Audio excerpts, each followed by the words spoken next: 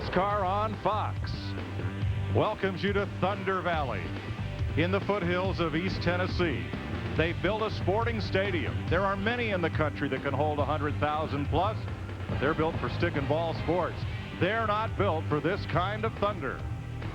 Welcome to Bristol Motor Speedway, where around the half-mile concrete today, 43 Winston Cup cars will square off for 500 laps. It's the NASCAR Winston Cup Series from Bristol Motor Speedway. Hi, everybody, and welcome to Bristol. Mike Joy with Larry McReynolds, celebrating one of the freedoms we enjoy, the freedom to spend Sunday afternoon watching them slam and bang at Bristol. The final practice session, Larry, the difference between the fastest and the 40th car, just 0.2 of a second.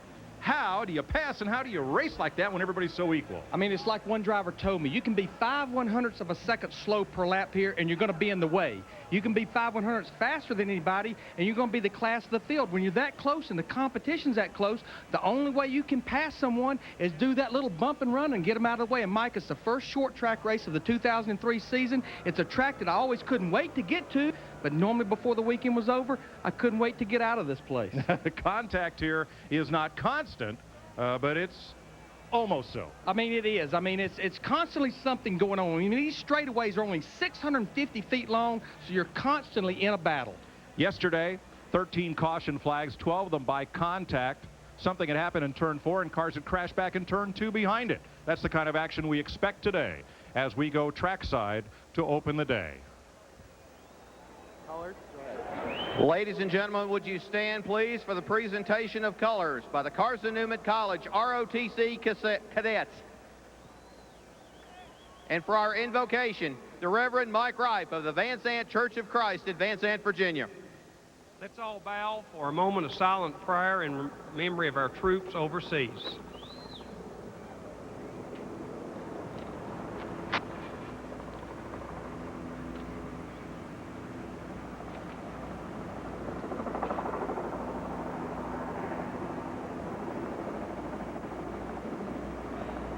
Dear God, it's humbling to know that we are in your presence today, and being in your presence, we can approach you with confidence and ask that you will provide each and every one of us with safety and entertainment.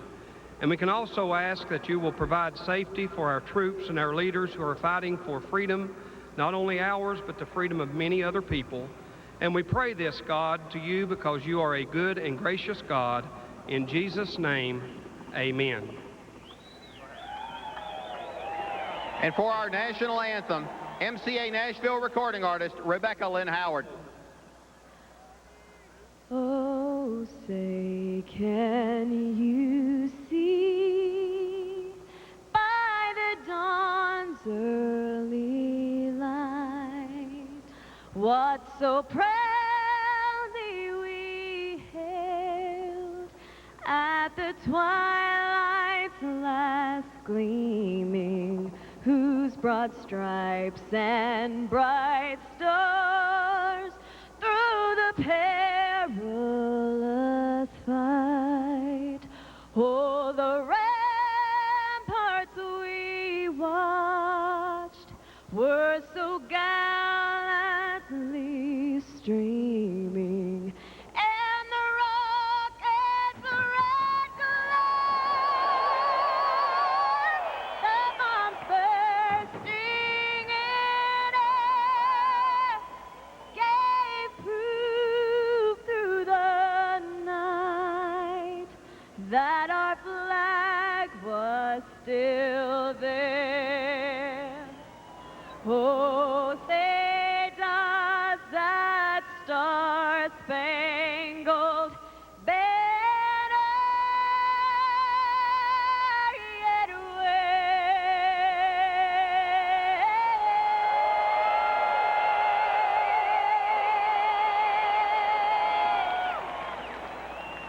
o'er the land of the free?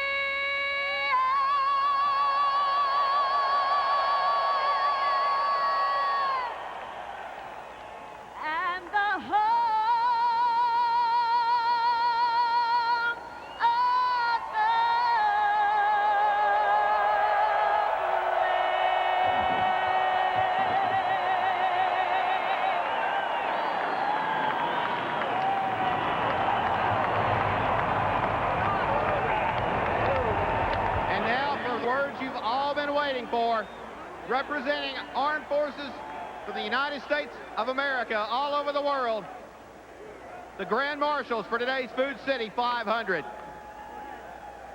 Drivers, start your engines.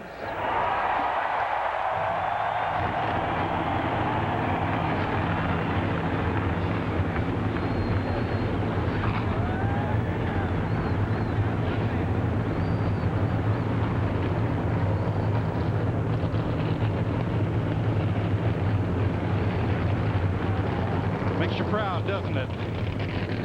160,000 seats, including the 150 VIP suites, and they are all filled. The reason? Contact. Here, this is a contract sport. On this, today, our Main Street. Down on Main Street.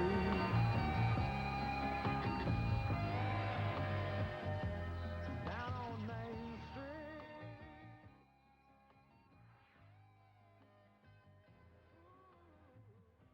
Sometimes even now, when I'm feeling lonely and beat, I drift back in time and I find my feet down on Main Street.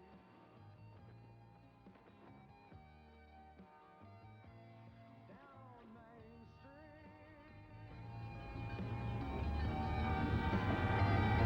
Street. Since bright and early this morning, they've driven here from all across the eastern United States, parked their cars as much as 4 miles away, and walked into this great stadium, this 160,000 seat facility that's high banks and concrete corners that'll challenge drivers today.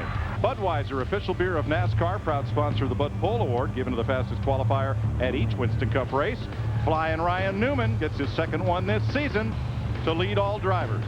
Since 1979, Anheuser-Busch has awarded more than $8 million as title sponsor of NASCAR's Pole Award program. Here's how they'll line up today. It's Newman alongside the prior track record holder, Jeff Gordon. Newman, first driver to tour this track in under 15 seconds. Row 2, Kenny Schrader. Big Pleasant Surprise, and Rusty Wallace, the winningest active driver here. Bill Elliott and Mike Skinner, two veterans, either one of whom could wind up in victory lane today.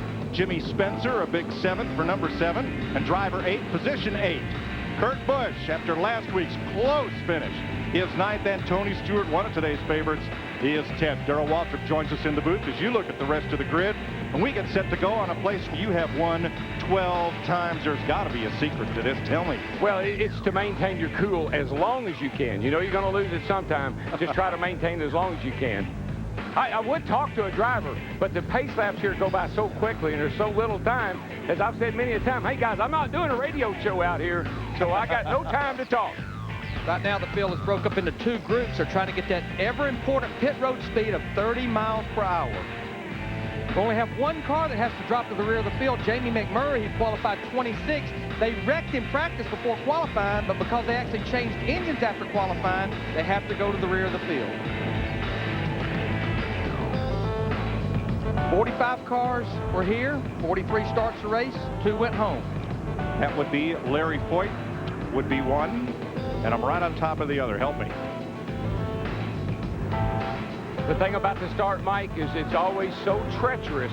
What you got to do is cut a deal with the guy on the inside.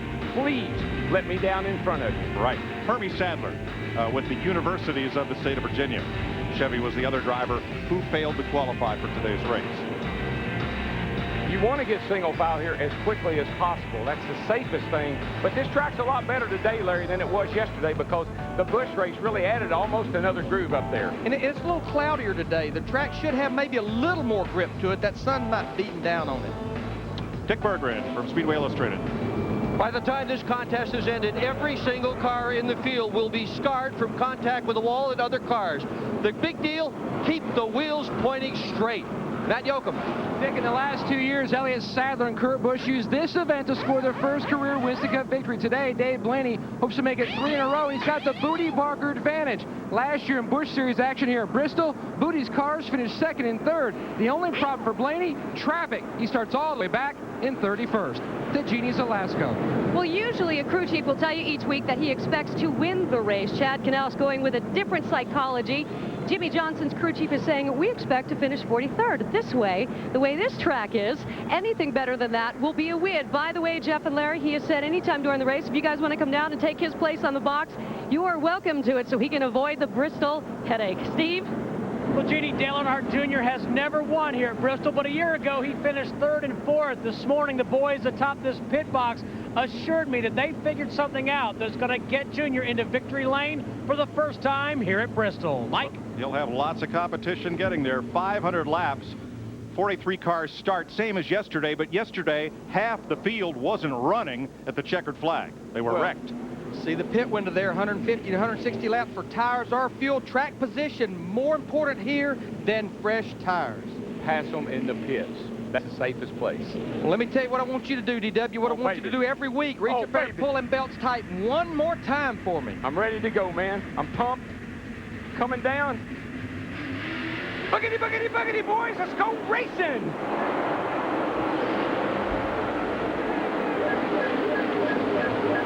And you see Ryan Newman gets loose down low off the 2. That outside groove looked pretty good right there. Fighting on the first lap like it was the last lap. Well, I think Newman was probably surprised. He had the position, and he had the line, and the car broke loose with him as it came off the corner, and that car looks like it's real loose. He cannot turn it to the bottom of the racetrack. His teammate Rusty Wallace takes second after starting fourth with that brand new race car, and Schrader in the 49s back and forth. And it can be air pressure. You know, you start the tires really low here because you're going to get a lot of buildup, and that doesn't always feel real good for the first 5 or 6 laps. Here comes Stewart on the outside. Got trouble down 1 and 2.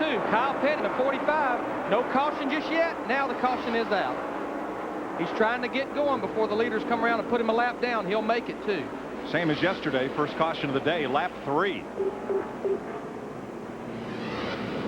For Jeff Gordon in that 24 car, he had jumped out to quite a lead. Let's look at the replay of Kyle's wreck down in 1 and 2. He and Robbie Gordon might have gotten together there. That's just casual contact here. That's 2 cars kind of fighting for the same place. Try to get to the bottom. You turn down a little early, and the guy didn't give you enough room. You're going to touch. You touch here, the cars are really light entering the corners.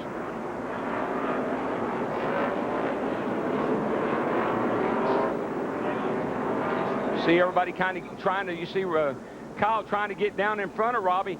You always think early in the race, this is what you're thinking, that guy will give me a break. It's early in the race, he'll give me a break. You can't give a guy a break. Ricky Rudd got a break because Kenny Wallace, who you're riding with, didn't run right over top of him right here. Well, he did bump into him, and that's the other thing you worry about all day long is you see the wreck. You get on the brakes, the guy behind you runs over you. From Ricky Rudd. Wait, now go. I mean, if you notice that shot right there, and we'll probably see it again here, the 31 just barely gets into Kyle. It don't take much to send you around here, Darrell. You're running around a half-mile racetrack at over 120-something miles an hour. Like we said, you start the tires really low. Therefore, the cars are a little bit too loose on the first few laps. Got to give those tire pressures time to come up. If you get bumped, you're already loose, you get spun out. NASCAR has cautioned the 31 team. Robbie Gordon. Let's keep a list. Because the line at the big red truck, when this is over with, they'll probably be there for a couple hours. Take a ticket, take a seat. Jeff Gordon has led all 5 laps. Pole sitter Ryan Newman in 3rd. Now, I'm going to show you a problem this early in the race when everybody's still on the lead lap. 43 cars at a half-mile racetrack. I mean, right here is the start-finish line. Here's the lead cars right here. Look at the tail end of the field. They are almost 3/4 of a lap down. Here you're going to watch Jeff Gordon take the start-finish line. Look at these guys. They're only halfway down the backstretch. Yeah, and Kyle just barely got out before the green came out, and really it's not going to hurt him because he doesn't have any traffic to contend with for a little while. This is where those crew chiefs of those cars' careers saying, be patient, but hurry. The leader's coming. Oh, yeah. Patiently aggressive. Patience means, as I said, you wait. Give the guy a break. If he doesn't make that mistake soon enough, you help him.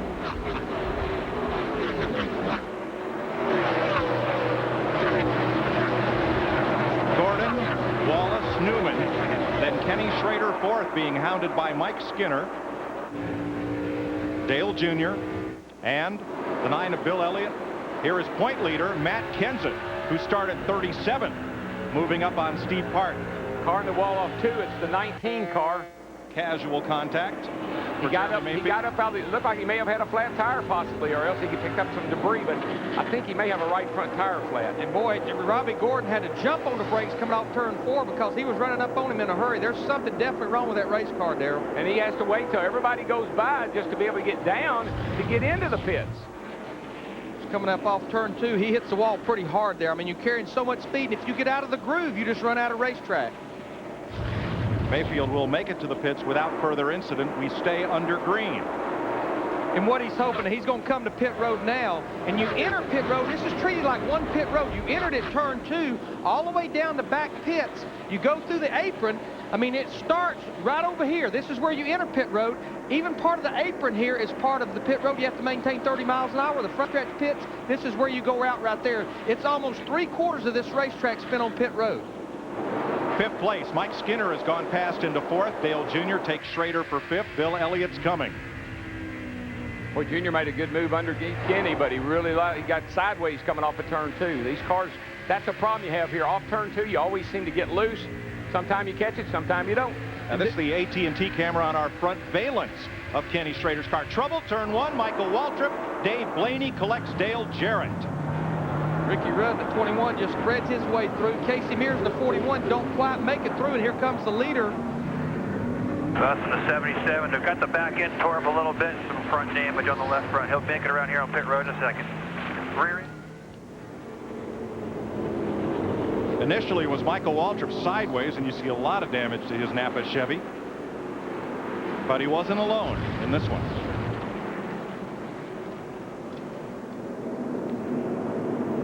Oh, he just gets loose up off the corner. He's coming up off the turn. The car gets loose with him. Blaney tries to get out from behind him and can, and here comes Dale Jarrett. And you cannot stop these race cars. You're going 120 miles an hour. You just got no way of stopping it in time to miss that wreck. Now watch Michael. Watch his hands. He comes off the corner. Did you see his hands? He got loose. Trying to fight it. Trying to fight it. Bam. Turns around looking right at Dale Jarrett. Now, ride with Dale Jarrett. And Darrell, when Michael gets loose, what's that do to the driver right behind him? Well, he's trying to avoid him is what he's trying to do. Blaney, the hole closed up on Dale Jarrett. And I'm sure the spotter's telling Dale Jarrett, go high, because Michael's down low, but he slides up in front of him. And you'll see Dave Blaney. There's Michael loose. Dave Blaney can't arrest his forward progress. And Michael came down the racetrack. Blaney's trying to go by on the inside. They make contact. That's a big hit for the guy that's 3rd in points, Michael. 7th in points, Dave Blaney, here early in this race. Caution of the day, Dale Jarrett's UPS Ford pushed behind the wall for more repairs as we go back to green. We got trouble already. Casey Mears, John Andretti, Todd Bodine on the restart. Mears hits Todd Bodine again down on the apron, and the 54 car. Caution is back out. All they did was wave the green flag. John Andretti in the 43 there, he had been to pit road for some service. And you want to know why you look in their record books over the last few years here, why you see 2 names, Jeff Gordon and Rusty Wallace? Look where they are. Out in front of all this. Way out there. Well, Darrell, I've heard you say it many times, cautions breed cautions. And they do, and see what happens is you run a few laps here and you're better than the guy in front of you. So you get an opportunity on a restart, for instance. I'm going to get him now because he's holding me up, and things don't always work out. Plus, the other thing I didn't see those guys do, clean their tires up. A lot of debris. You spin the tires. Guy in front of you spins the tires. You got a good run on him, you bam into him. All of these shots right here, pretty normal looking shots for Bristol. Now the field is all single file and accordioned up here as they come down to turn 3. Oh boy, that started when Todd Bodine got in the back. Was that Kyle Petty? Ahead of him. Yeah, it was Kyle Petty in the 45. And it's just a big accordion. You squeeze it, this is what happens. Yeah, and somebody goes and somebody doesn't. And when the guy doesn't go, he gets run over from behind. Matt. Mike, Dave Blaney overseeing the repairs to his car. Dave, what happened? I don't know. Michael just got real loose, and I just got into him before he could save his. Jeannie. Well, perfect timing, actually, for Michael Waltrip. They just had the tape and the bungee cords ready as they're trying to clean up from his last accident. Got sideways. He said, I got hit. The toe's off. The back is bent, but it still drives fine. They've had a tug-of-war with the sheet metal. Dick?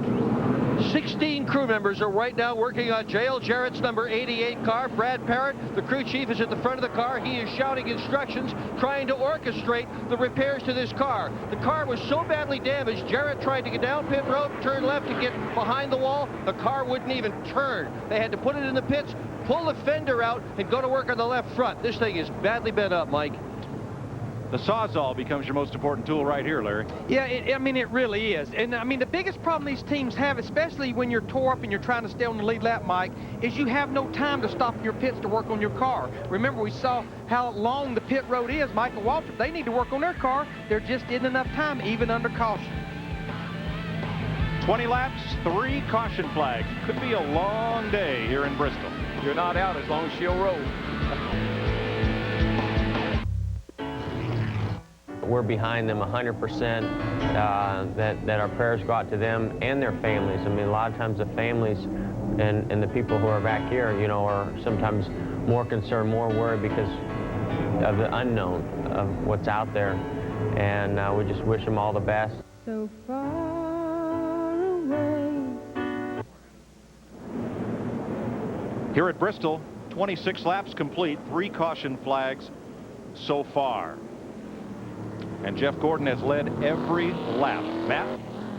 Well, Mike, this horse hit home to just about everybody, but to some people even more so, especially Jeff Cook, the jackman on Jeff Gordon's team. He's wearing a patch on his helmet for the 846 Transportation Company. His brother's in the Army Reserve, soon to be deployed to Iraq. His brother already out of his mind, knowing what's taking place across the waters. Thanks, Matt. Our pole sitter has made a pit stop. Yeah, I mean, he gave up that 3rd position, Darrell. I think you were right. That race car was very, very loose, so he's going to go from 3rd all the way back to 35th. They came in, decided to change 4 tires. I saw him screw down on the track bar, which means they were tightening that car up. He was loose. Now, what Ryan needs is probably about a 25 or 30 lap run with hopes then a caution comes out in those leaders pit and he get that track position back. But he has put himself in a hole early. Yeah. Got to, you know, obviously he can get around the racetrack fast. Set a new track record here of under 15 seconds. Then next thing you got to figure out is, you know, how to make that car race that way. Here you see our Fox tracks on Jeff Gordon, our leader, Rusty Wallace in 2nd, Mike Skinner in 3rd. Pace car drops them off about 35 miles an hour before they get up to speed.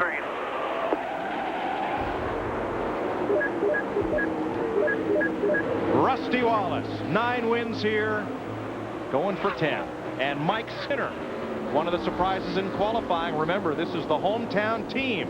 Morgan McClure Racing, owners of the number 4, based just up the street in Abingdon, Virginia. I just think Rusty was ready for the restart more than Jeff. I think Jeff didn't clean his tires up well enough. Rusty did, and Rusty got the jump. Kenny Schrader, Kurt Busch. It's the battle for 7th. There comes Tony Stewart in that 20 car. You know, he's had good runs here, 8 starts, but everything's been good in the August race. He's never finished better than 15th in the spring race.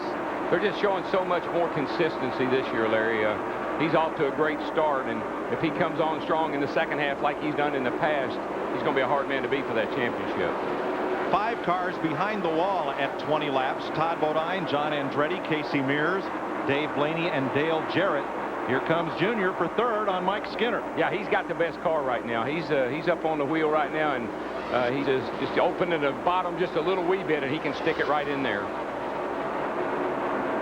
Well, that's what you want to be able to do, is cut that sucker down where that left wheel will hook the apron, but not upset the car. That's when you get your best acceleration. The left tire will get a lot of grip down on that black asphalt. Gordon for the lead and gets it. Rusty Wallace slipped up high, and Jeff went for it. Got to be a deal made. No way can he pass Rusty and Rusty pass him. Had to be a deal somewhere. We'll see. Steve? Casey Mears just come out of the infield care center. Casey, what happened? You know, I don't know. All I can see was the back of John Andretti, and I mean, he can only pass to the high side before you get to the start-finish line. So I was just kind of going through the gears, just looking. The biggest thing we wanted to do here was just get valuable laps and experience around this place, and just kind of taking it easy. And this place is real hard to spot, and it's real hard to see what's up ahead. I never heard anything on the radio, but before I knew it, I was just in the back of John. I think something happened in front of him that blocked the whole track, and we just got to the back of him. That's all I could see is the back of his car, and he just stopped before I even did anything. And Steve, it'd be a shame if they don't get that car back in there, because he's our only Rookie of the Year candidate to not have a DNF this year. Wow. And see what happens is, drivers that run here all the time, there's an expectation. You know, I know you're going to go when you're supposed to. I know you're going to do what guys expect guys to do other things. And when you try to be maybe conservative or run a little bit different style or different race, you get run over. Derek Cope on pit road with the hood up, overheating, and during the last caution, a pit stop for our pole sitter. Matt knows why. Pole sitter Ryan Newman gave up third for 35th, Mike, simply because the car was way too loose. Pole crew chief Matt Moreland, I almost spun out by myself. I feel like we've got to come down and make some adjustments. They made a major wedge and track bar adjustment. Still soldiering on in 35th. Ninth place battle right here, and it's a good one. Schrader in the 22. And the thing about Ryan Newman, he has not made a single position gain since making that pit stop. He's hung back there in 35th, and he's about 3/4 of a lap down to leader Jeff Gordon. I like that purple car that Bobby Labonte's running this weekend. It's Advar. It's you know, Bobby has asthma, and that's an asthma treatment. It's a spray. They're running a special paint job here this weekend. Looks kind of strange to see him in purple. It does, something besides green, but I like that color. He's already taken a lot of grief over. We got a pass for second place back there. Dale Jr. slipped under Rusty Wallace and went to second spot. The smart guys here, when you get up behind a guy and you're racing him pretty hard, he's going to let you go. Steve Burns. Dale Earnhardt Jr. saying his car is snug in the center, a little bit free off this morning. Tony Eury Jr. told me they figured out that they had made that race car work too hard on the right rear tire, which was good early, but made the car very loose late in the run, and they've adjusted so that it's better the longer this race goes. And here we go. 1 year ago, Kurt Busch muscled Jimmy Spencer to take the lead and the win, and here they are nose to tail. It's a battle for 6. Jimmy Spencer in the 7, Kurt Busch in the 97, but boy, that orange car, Tony Stewart in the 20, he's coming. It's probably a little bit early for anything drastic to happen between those two guys or any of the guys right now. Everybody just wants to get into a rhythm here. Hit your marks, get some laps behind you. How do you decide when to run somebody hard and when to let them go, Darryl? Well, if they're beating around on your back bumper, you got to have some room behind you. If something happens, you want to be able to slow down without getting run over. So you let that guy go on. And by the same token, when you're hounding a guy, if he doesn't let you go pretty quick, you got to decide what you're going to do, because the same thing can happen to you. He slows down, you knock the front end off the thing. Sure. Dick Berggren. Yeah, and add this to it as well. Kurt Busch's car is not handling as well as he might like. It's a little bit loose. A loose car, not a good idea to start banging into people's back bumpers. All these cars are going to be a little bit loose at the start of this race. That's the whole thing. The track's dirty. They'll make the adjustments as they go along after first stop, and they get the cars better. And that's always the hope here, knowing that they're going to tighten up just a little bit. They're going to start not turning as you get longer into a run. Now, you can't be like Ryan Newman was and be so loose you're going to spin out. There's a difference between being free and being loose. 19th, 20th, 21st. Johnny Benson in 20th. Jeff Green wants that spot. Kevin Harvick just ahead of them, passed Benson a lap ago. And this is a battle for about 19th or 20th, Mike. But what's going on, though, the leader is coming. He's almost on the same straightaway as these guys. And if you watch the cars that they're getting ready to come up on, you'll start seeing them beating and banging on each other because they know they got to go. And some of those, and they're good race cars. Oh, yeah. The 12's one of them. Right. Yeah, I mean, the leader is in the middle of the backstretch going into 3 right now. That other group are just coming off 4. More than likely, somebody in this back, I don't know, 8 or 10 cars will run over each other. All right, here's today's Singular Wireless Virtual Crew Chief question. You can vote now from your Singular Wireless phone. Send text message Fox to phone number 191 or visit foxsports.com to vote online. I want to say a big welcome to all watching on American Forces Television Network today. Glad to have you folks with us. Hope you're enjoying the race. There's the Army car of Jerry Nadeau, running well in 12th place. Had a great car last week and just had a fitting break and put him in trouble. 74 car up the racetrack, but he saved it. Turn 2. No caution, but they're going to start stacking up over there if he don't get down below. Something He can't get down. I mean, it's like a conveyor belt of race cars right now. He's trying to get down to his pit so he can get into the pits, or else he's not going fast enough to pull down. No, he can't. He's got a problem that's going to keep him up there. He's Caution out, and boy, what a break for Ryan Newman in that 12 car. He was just about to go a lap down. There you see him in the 12. There you see leader Jeff Gordon about 3 cars behind him. There you see it, 16 seconds behind the leader. That's a lap. That's a full lap. Tony Raines, who had such a great run, finishing the runner-up yesterday in the Channel Lock 250 here at Bristol, brings out the 4th caution of the day. He had trouble down in turn 1 and 2. He got up high, thought maybe he'd just gotten into loose stuff. It looks like he may have something more terminal than that. Yeah, you see the smoke coming out there. He's lost his engine. That's why he couldn't get down. There is radio chatter indicating Earnhardt Jr. may pit. The pit road is not open this lap. Well, they've ran 55 laps now. 16 of those has been caution, but I still believe this is where you're going to come to pit road to make those adjustments, because you don't want to take a chance of staying out there and the car starting to really get worse on you. I'm staying out. I believe I want you to pit now. I won't hold no seatbelt on the right believe side what I'm right telling there. you. Are you sure? Yeah, 10-4. Need that. 2 beers should be up. Jeff Gordon, your leader at 56 laps, and here comes Junior to pit road with Mike Skinner, Bill Elliott, Jimmy Spencer, Rusty Wallace trying to squeeze in. What happened, Rusty looked in his mirror, saw everybody was coming, and he decided, hey, I'm not going to stay out here against all these cars with fresh tires. I mean, you have to come in again. You come in all the way over there in turn 2. That's the backstretch pits. Now you go around the apron, but it's still part of pit road. You still have to maintain that pit road speed. Jeannie. Well, the 48 car, Jimmy Johnson, tightened through the center, so they will make a track bar adjustment. 1 round up, 4 tires. Dick? Well, Mike Skinner has taken 4 tires, as has Kurt Busch, and they're gone. Bernsey. Earnhardt Jr. says his car's loose in and loose out. Off, they'll take 1 pound of air out of the right rear tire. Let's go to Matt. Steve, it's going to be an air pressure adjustment all the way around except for the left front on Rusty Wallace's Dodge. They were going to stay out, but at the last minute, Rusty made the call, and just like Larry said, he saw all the cars coming, decided to pit. Robbie Fuller finishes service. He's going to be blocked in by the 49. He's going to have to back up. Look at all the traffic that goes by.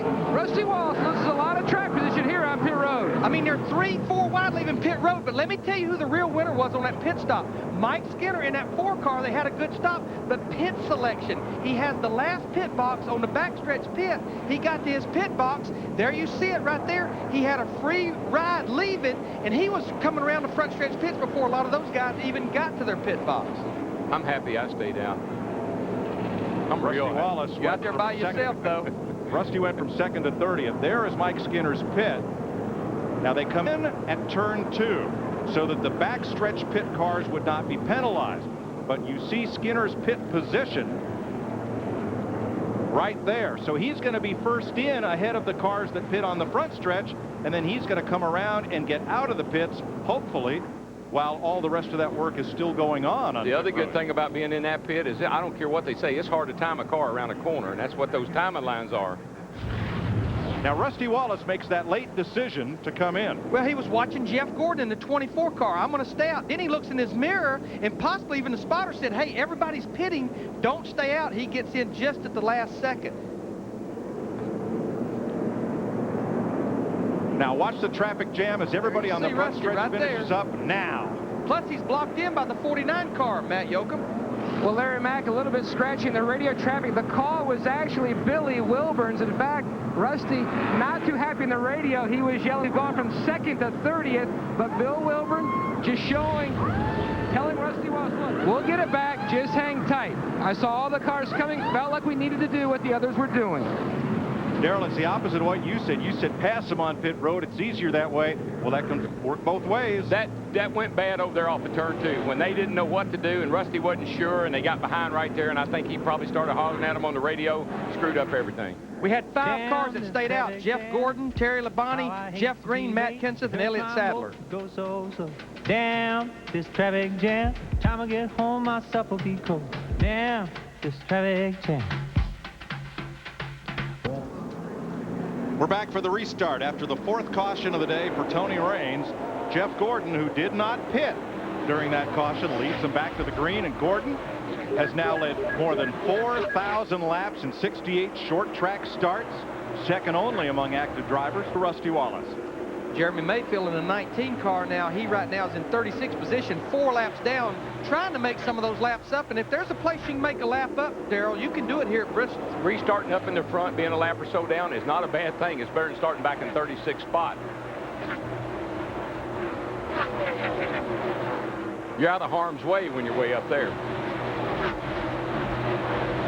During that caution, Billy Wilburn had to walk over to the 49 pit box next door to talk about parking position. Hey, Hambone. Yeah, man. Have you ever seen anything like that before? Oh, yeah, a time or two. After you got through chewing on me, I had to go chew on somebody else. Got to pass it on down a little bit now. That wasn't too good. No, it wasn't. I know Rusty was all over Wilburn for calling him in, and Wilburn had to pass some of the pain along to somebody else. Exactly right. And now Matt is with Billy.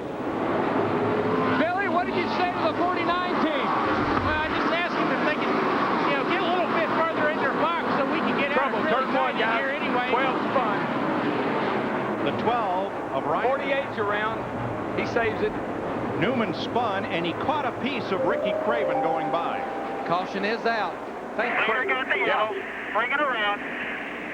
I think Craven's got quite a bit of damage to the right side. Yeah, as Newman slid down the hill. No damage if any. Just a little bit, he caught Craven. Here comes Newman. Let's see if 4 tires. 4 guys. 4 tires, fuel. Yeah, Newman's got damage, pretty good damage to the right front, and Craven's got damage all down the right side of his car. See the fender all sticking out there on the 12. It's the other side of the car that's got the damage on it, the right side.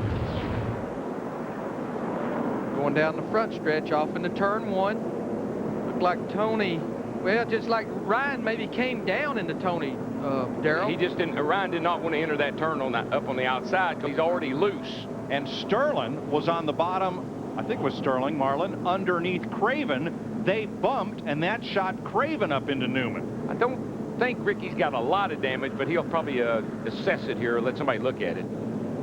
See who that was under Craven. It was Brett Bodine. Yeah.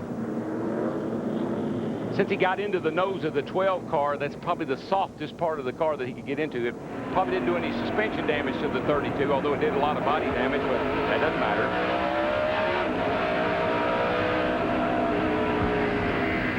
Kenny Schrader.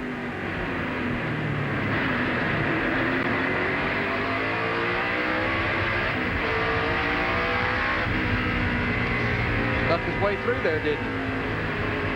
Carrot stick was all drawn up, though. There's the first contact.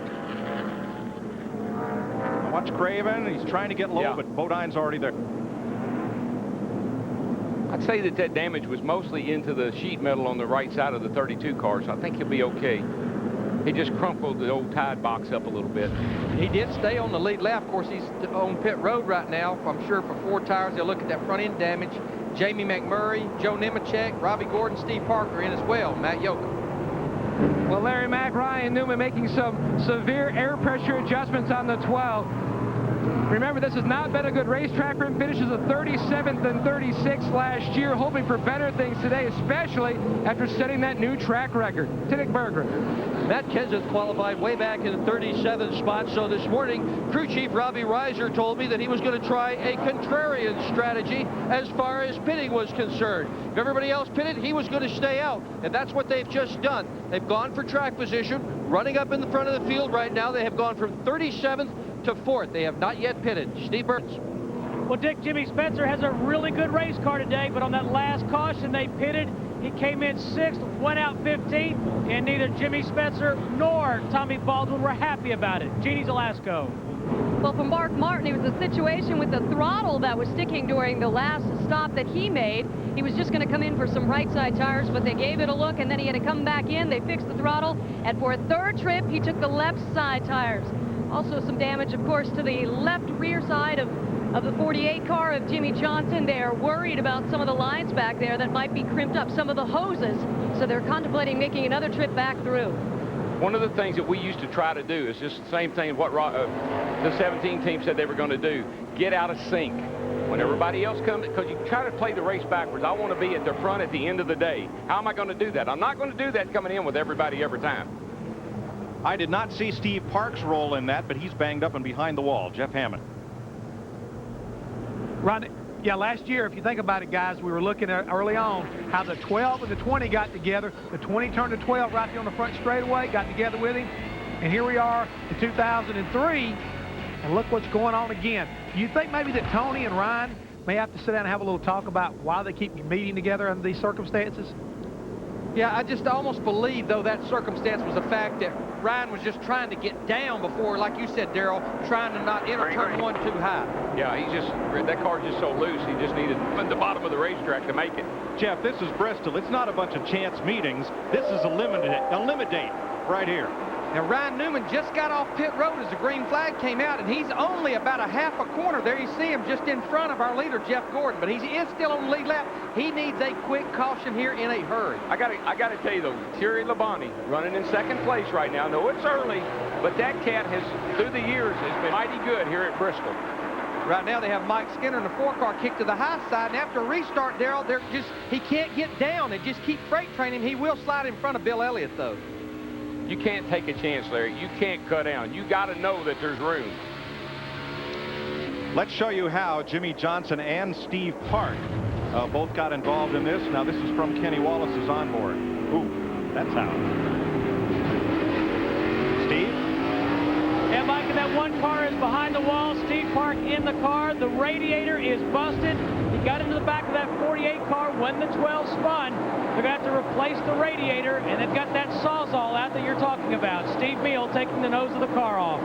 As long as that bad boy will roll and there's no steam coming out of it, you're probably going to be okay. But when you see steam come out of it, you got to come into pits. That's right. There's only 2 cars officially out of the race, Derek Cope and Tony Raines. Here's another car that's been kicked to the high side, Johnny Benson. He's lost about 10, 12 positions just in the last 2 or 3 laps. He can't get down to the bottom of the racetrack. It's like a continuous line of cars. Well, it gets worse. You get all that debris and rubber on your tires, and you can't get to the bottom even if you can get, if there's an opening.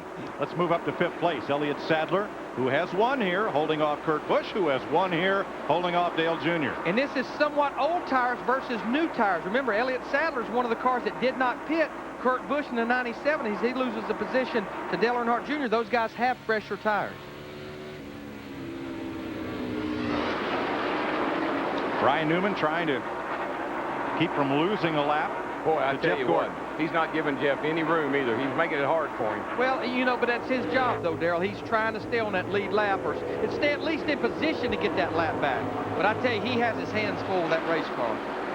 Whoa, Mike Skinner coming back. Kurt Busch got him a couple laps ago. Skinner working the inside, and Kurt Busch's car just won't stay at the bottom. I think he's trying that.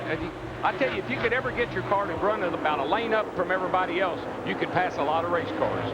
And sometimes that happens here. Hadn't in a long time, but when you can start running around people on the outside, everybody fights for the bottom. Oh, it's a beautiful thing.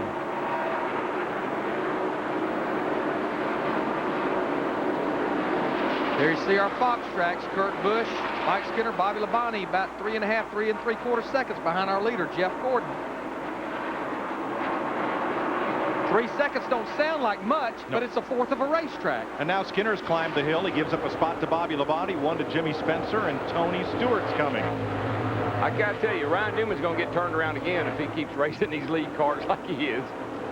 2nd place, Terry Labonte goes by. And you know, Darrell, of all the racetracks we go to, maybe other than Martinsville, this is the hardest racetrack in the world to get out of the way. Well, he knows when he moves up to let somebody go, it opens the door, everybody goes by him. Here's how you get someone out of your way, Larry.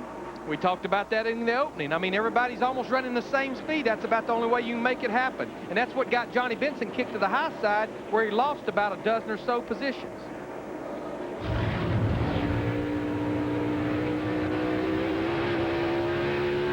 Hear that wheel spin when he gets on the gas, starts up off the corner. That's what you fight here all day. And Larry, I know it's not legal, but if I could, this is one place I'd like to have traction control. Yes, it would. Make those rear tires hook up only when they want to. There you see Kurt Busch. He's kicked to the high side. He's lost a couple positions. Now he's looking to lose another one from Mike Skinner in the 4-car. But you talk about that wheel spin, Darrell, I was shocked this morning at how low gears these guys are putting in these race cars. We used to race a 529, maybe a 543. They're racing 550s, and we're looking for 567s. Remember, the higher number, the lower gear. You know why? Straightaways are 650 feet long. You got to have passing gear, baby. Here's this week's not-so-secret number in the Be a Grand Marshal per Day contest. Log on to NASCAR.com or FoxSports.com and enter your chance to win. The winner will pull cable to cameras half a mile away, help park cars, start the race, ride in the pace car, and wave the checkered flag at Rockingham. It's a busy man. Ah, what a deal. From 37th starting spot, Matt Kenseth, the Winston Cup point leader, has climbed to third. And that sigh of relief you heard about 20 laps ago was Robbie Reiser, Matt Kenseth, Jack Rouse being the points leader, getting to the front of the pack. Once you can get there, you feel much better about it after starting that deep. Well, one thing I like about these guys that stayed out on that last caution was these tires are known to go 150, 60 laps here without very little give up. So I don't think tires is a real issue here, particularly until you get up to around 150 laps. The thing, Darrell, that would concern me a little bit is right now Jeff Gordon is up there leading the race on those older tires. He can run his own race because he's not in traffic. Another 10 or 12 laps, he's going to be catching that traffic. It's hard to maneuver your race car the more laps you get on those tires. They handle better with all the fenders on them, though. I can promise you that. Closing on 100 laps here at Bristol Motor Speedway. This is the Visa Race Break along with Jeff Hamlin, Chris Myers from the Hollywood Hotel, Jeff Gordon leading Terry Labonte, Dale Earnhardt Jr. running third as we've gone through 105 laps. We heard the Larry McReynolds, Darrell Waltrip, and Mike Joy talking about passing gear. Let's expound on that a little bit for the audience to understand that and how it affects the race we're watching. Well, what they're trying to do right now, Chris, is they're having a lot of trouble getting up off the corners, and to get under these guys, you've got to have either more horsepower or you've got to have a little bit lower gear and get that bite right up off the corner. That's what they're talking about. And Larry, as I found out walking to the garage, these guys are running a lot lower gear than normal. I mean, they're way up there in the 557, 550 range, which normally at Bristol, which gears we used to run and win with, would be normally a 543. So I find it really strange that a lot of these guys are going this slow, but they're trying to hook it up. As we see earlier, they're having a lot of trouble still. Yeah, I mean, they're pulling that low gear, and yesterday in the final practice, we had some in-car audio, and you couldn't push the throttle all the way down. You were well up on the straightaway. But what they want, when you do push that throttle down, like Darrell said, straightaway's so short, you want that lunge at least while you're wide open. A low gear here is very difficult to drive because of that wheel spin, and that's what gets you jumping sideways up off the corner. You get the rear tires up in the air, get them spinning, and you spin that bad boy out. But I tell you a guy that, again, I'm going to mention it because we don't get a lot of chances to talk about Terry Labonte right there, but he's up there right there behind Jeff Gordon and working on him, and I think he's going to get the lead here for him. Friday night here in Bristol, the Boys and Girls Clubs and Girls Incorporated children-devoted charities in the area honored the whole Labonte family. Bob, his wife Martha, their Winston Cup winning sons Terry and Bobby, and it was really a neat deal. David Green, Ned Jarrett, and I got to talk about the Labontes and their devotion to this sport as a family, and it was really a touching evening. And who knows, it might have helped get Terry up on the wheel a little bit here because he's having a great race so far. It's always fun to go to a community and into a town where they recognize you and then realize that you can do great things or have done great things. If you notice up in our crawl right there up at the top of the screen, you see this is laps to pit. This is for fuel and tires, and there's about 5 cars there that's within about a 40-lap window of needing to pit for tires and fuel. And this is all happening right in the midst of our leader trying to force his way through these cars. We're at 113 laps in the Food City 500. And again, once you get to the back of the field like this and you start putting pressure on cars, trying to keep them going a lap down, that's when you have trouble. And you got pressure right in your mirror. Fortunately, it's your teammate. Got a good idea. There's some good communication going on there, man.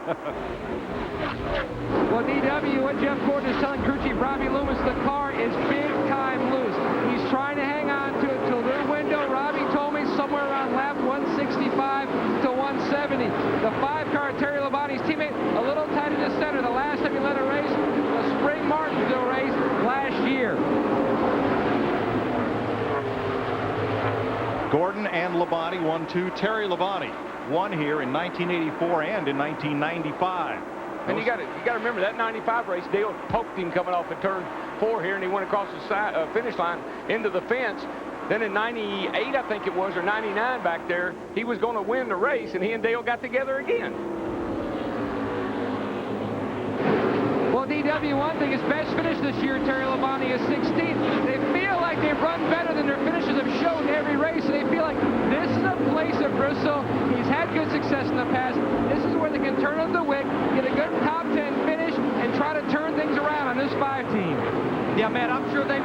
to make top 10 finish because 5 races, he has finished 16th or worse in every one of the races this year. Well, he's got a great, I love his crew chief, Jim Long. He's a smart guy, good guy. He and Terry, they really are a good marriage. I think they communicate well together. Terry, I think, just needs a good run or two, get his confidence up, get him fired up, and you might see a lot of good runs out of old Terry. 20th place battle here, Kenny Schrader and Ward Burton. Now remember Rusty Wallace, who was 22nd on the last restart. He has now climbed his way up to 13th, but it's taken him a while to get to Greg Biffle. Biffle's got a good car today, just ahead of him. And you see Rusty's 8 seconds off the lead. Now, Larry, I wanted to stay out because I had no idea we were going to go this many green laps. Now, I'm not worried about my handling on my car, but I'm starting to worry about my gas tank. Well, no doubt. Robbie Loomis, Jim Long, all the crew chiefs for those cars that stayed out, Raymond Fox for Elliott Sadler, they're looking at that scoreboard and they're seeing 122 laps. They know within about, the only thing that's helping them stretch it a little bit is all those cautions, because here 3 cautions equal about 1 green lap, but it won't be long. They'll have to come to pit road because they need fuel. And if I have to pit up under green here, woe be unto me. Yikes. 4th place changed hands as Jimmy Spencer and Matt Kenseth go past Tony Stewart. Before the race, Spencer got out his Sharpie and wrote something on the hood just to the left of the dog there. What was it? I expect it was Mongo. It says, DW knows Bristol. Not Mongo.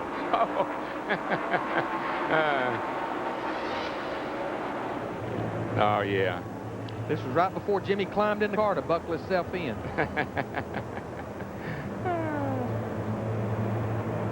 Well, you were the man. At Bristol. All right. Darrell won here 12 times, more than any other driver. And Jimmy right now is in 4th place. Clear all around, baby. Just keep floating in there. Keep floating in there, baby. Nice and smooth. You're reeling them in. Get back in your groove now. Nice and smooth. Reel them in.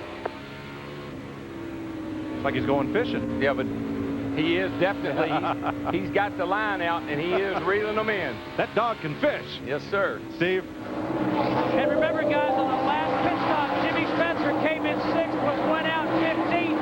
Back up to 4th. He said his car today is as good as the one he drove yesterday, and he felt like he was going to win that Busch race if he had not broken a wheel late.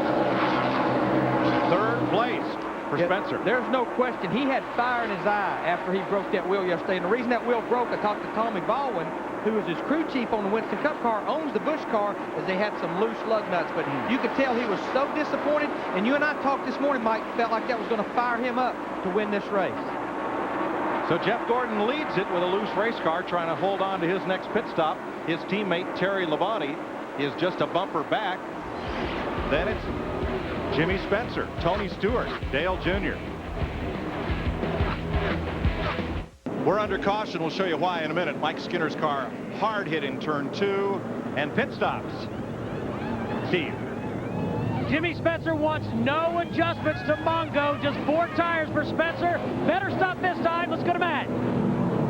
Now Terry Labonte, no adjustments, even though his car was a tick tight in the center. A chassis adjustment on Gordon's car. He was loose everywhere. It's going to be race off. Looks like Gordon gets it, Mike.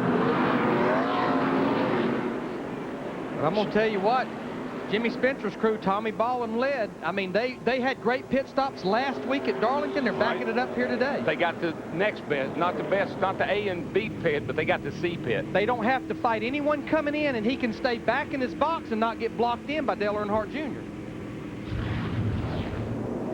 There is Jimmy Spencer's crew. I think Junior was a little bit, he wanted by a, I think he didn't like, I think he was mad at Mongo. Mongo, why don't you go on? Does your dog bite? It's not my dog. Correct. Bam. Now remember, no speedometers in these cars. During the pace lap before the race, the pace car leads everybody around at the pit road speed so they can get that measurement on their tack. And as they say in the ads, your mileage may be different. I'll tell you what, these guys may be happy, but I'm going to tell you a crew that's not going to be happy. Tony Stewart, he was 4th when that caution came out, and he goes out 15th. Here we'll see our pit stop efficiency, and remember the pit road time over here, that's the entire time spent on pit road including, but look at Earnhardt Jr., 29 seconds. He goes from 5th to 3rd, but I'm going to tell you, the real winner right there, 3rd to 2nd. I know it was only one position, but it puts you right up there behind that leader. Mike Skinner fought the wall in turn 2, and the wall won. That right front was on fire when it came in. Dick Berggren. Mike Skinner, that was an awfully hard hit. I watched you shaking your hand, your leg. Are you okay? I will be. I just shook up a little bit. Man, you can hit hard at Bristol as you can anywhere, I guess. Kodak car was awful good. I was really proud of our Pontiac today. Right front tire blew out. We must have ran over something. He's got medical people all around him. He's going to go off to the care center and get taken care of, Mike. There's the aftermath of Mike Skinner's hard shot into the turn 1 and 2 wall, the home track for Morgan McClure Racing. Short ride home and an early one for them today. Our aerial coverage provided by Budweiser. There's a look at the 160,000 seat stadium that is Bristol Motor Speedway, the dragway adjacent here in Thunder Valley. What a facility.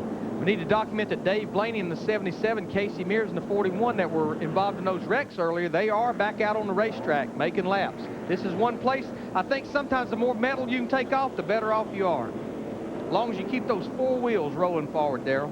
Rolling, rolling, rolling. You got to keep rolling. How about yesterday's winner, Kevin Harvick, who won the Channel Lock 250. He's up to 8th place after pit stops as we get set for the restart.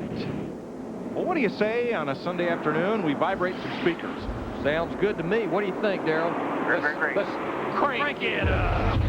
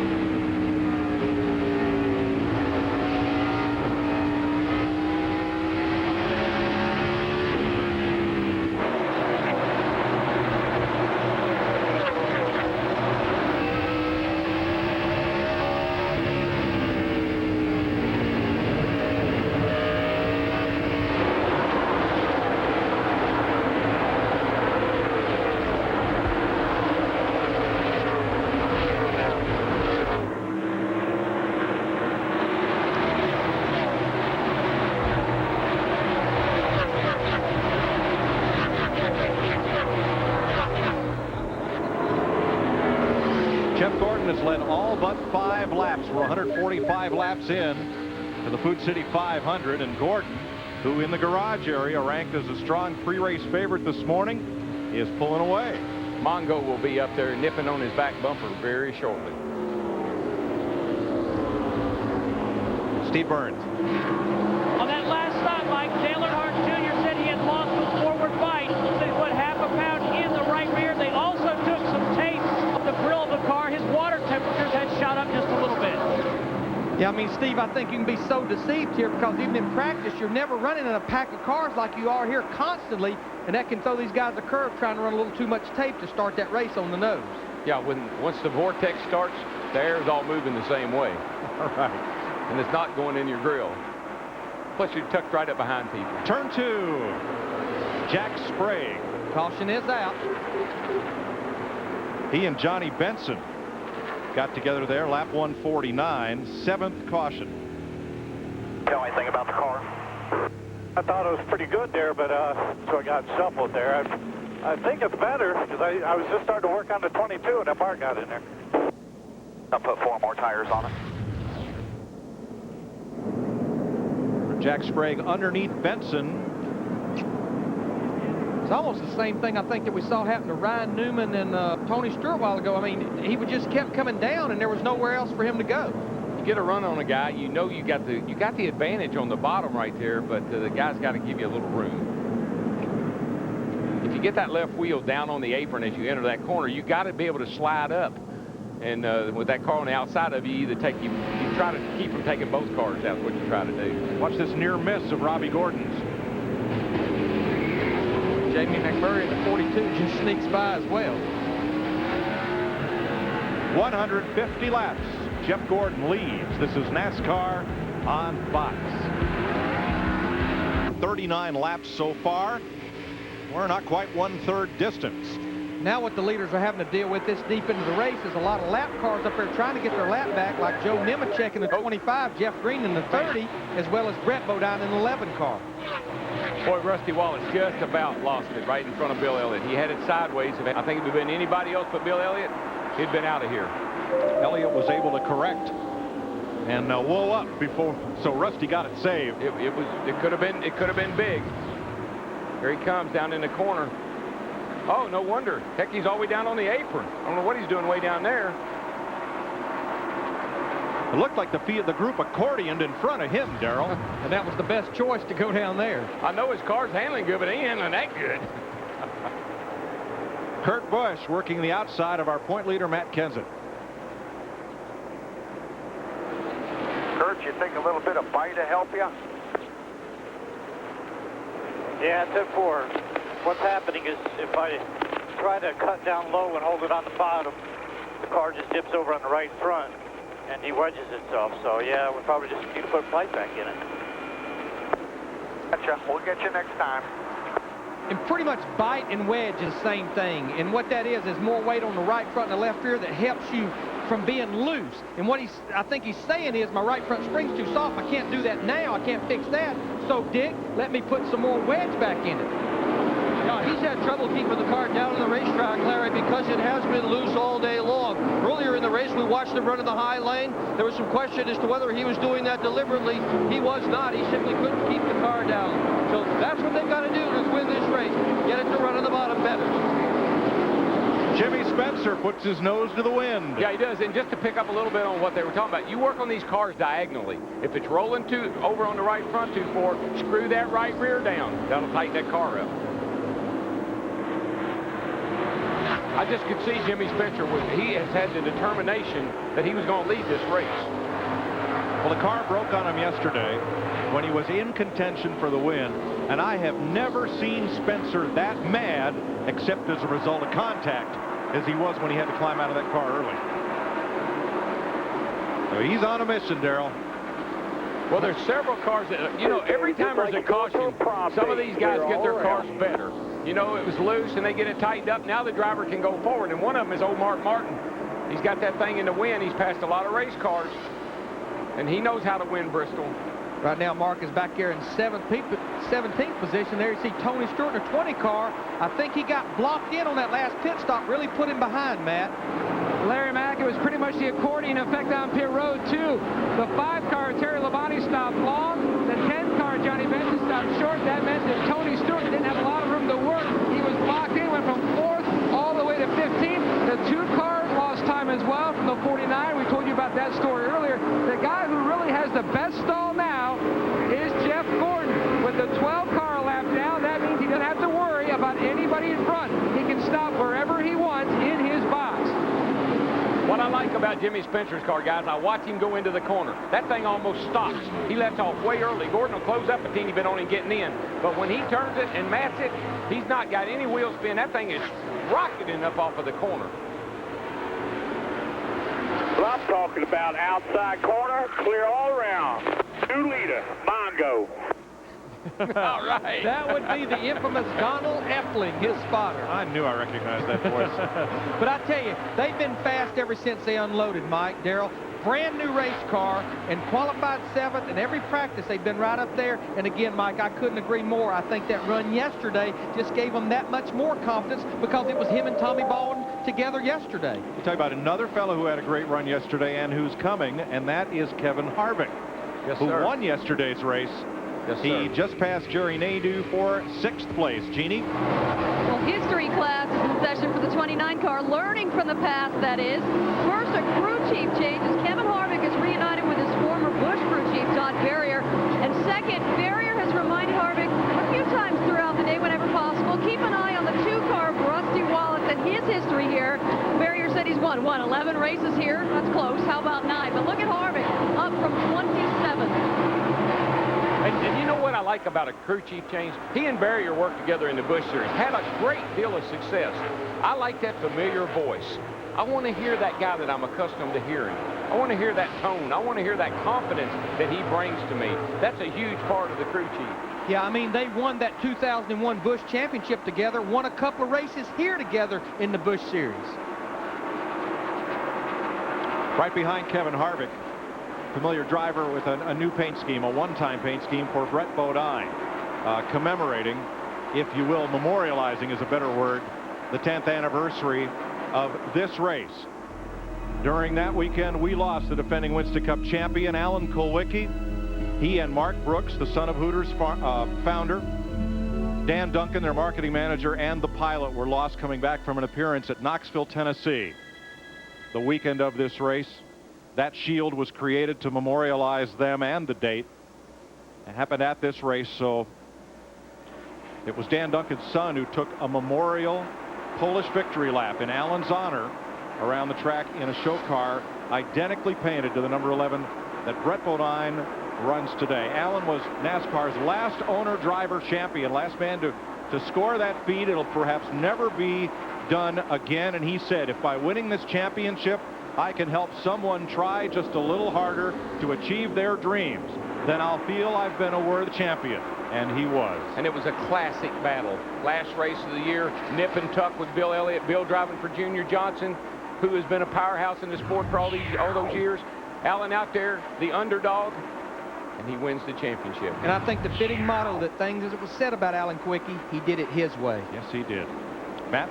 Well, Mike, Alan Kulwicki may be gone, but his memory lives on, especially here in the 2014. Bobby Turner is one of the scholarship winners of the Alan Kulwicki Scholarship. It started in the mid-90s, so going on for 7 years now. He won it in 1999. He's a co-op engineer at the shop during the week. At the track, he's pit support. He will graduate in December with an engineering degree, thanks to Alan Kulwicki. That team, Jeff Gordon runs second to Jimmy Spencer. By the way, trouble on the back. Trouble on the back. Jack Sprague, caution is out. I tell you guys, going to be glad to see this, Larry, because I watched him as Dale Jr. He was falling back. He lost a couple of spots. Now, the last caution flag came out when Sprague got into Johnny Benson. This time, Sprague spins. Was he alone? I thought I saw a 10 car go by at some point in time there. I don't know how close, but 8th caution of the day. We need to note that Joe Nemechek in the 25, Jeff Gordon's teammate, actually got his lap back at Jimmy Spencer at the line that time. No, he's already gone. Boy, Johnny Benson was very lucky. Sprague may have been looking back saying, whoa, here comes that 10 car. I better, and then while he was looking back, he got behind on his But look steering. how high he was in turn 2. He was up there where there's no grip. We've seen so many cars spin on the high side of the exit of these corners. I'm telling you, the spotter said, hey, watch that 10 car. He's coming up on you, and he was. He's looking at him in the rearview mirror. Now we're seeing some of our leaders come to pit road, but just like before, Jeff Gordon in the 24 stayed out, Terry Labonte in the 5. A lot of the cars stayed out. In fact, Bobby Labonte was all the way on pit road in 18 and went back on the racetrack. Mongo on pit road by himself. Dale Earnhardt Jr. did come with him along with Bill Elliott, Sterling Marlin, but Darrell, 25 laps, I believe I would have stayed out. Well, his car was going backwards. He needed to come down and make an adjustment. But I know Tommy Baldwin, he's trying to get off sync here with these people, just like you talked about earlier. I don't have a problem with that. Steve? Hey, guys, I just listened to the radio communication. They discussed staying out. Jimmy said, no, let's come on in, get tires. If this thing goes with a long green flag run, I'll get right back to the front. 4 tires, no other adjustments on that number 7 car of Jimmy Spencer. Boy, that's confidence. Watch outside, watch outside, watch outside, watch outside. 01 outside, 01 still outside. Just make sure you beat them. And I mean, right there, you heard the spotter and the crew chief talking to Jimmy Spencer. You have to talk him in and out of these pits. It's tight. You've got all this headrest, a full-face helmet. You have to help these guys on and off pit road. Keep them out of trouble. And as at many teams, the crew chief calls the car entering and leaving the pit. The spotter calls it out on the racetrack. But I guess that varies greatly team to team, who has that responsibility. And what kind of sight the spotter has as far as seeing pit road. There are the spotters. They are atop the end of the front straightaway. Sweets here. Little Mongo. Final note on Alan Kulwicki's championship-winning Underbird car. Larry and Pam Beam bought that car. It had been pretty well used up. They got Alan's former crewmen to completely restore it. They've had it at their home in Florida, taken it to several vintage events, and it's now moving to the North Carolina Motorsports Hall of Fame and will enter there April 1st. Very fitting tribute to a unique champion. You know, last time we came out of the pits, Dale Jr. ran into the back of the 7 car. Oh, no, that's all he's trying to do there is kind of, I think he was trying to beat that 01 car, and he just accelerated. He would normally have hit him, but see there on the Spencer's back bumper, he already had made himself some extra clearance right there. So he didn't get into him. See, I think the reason the 48 car stopped, Darrell, I think the stop and go paddle man, this guy right down here, he just had flipped it around to go. Some of the field was still going by. That's it exactly, Larry, and there is the man with the stop sign, the lollipop. We've called it for a long, long time there. Ooh, lolly, lolly, lollipop.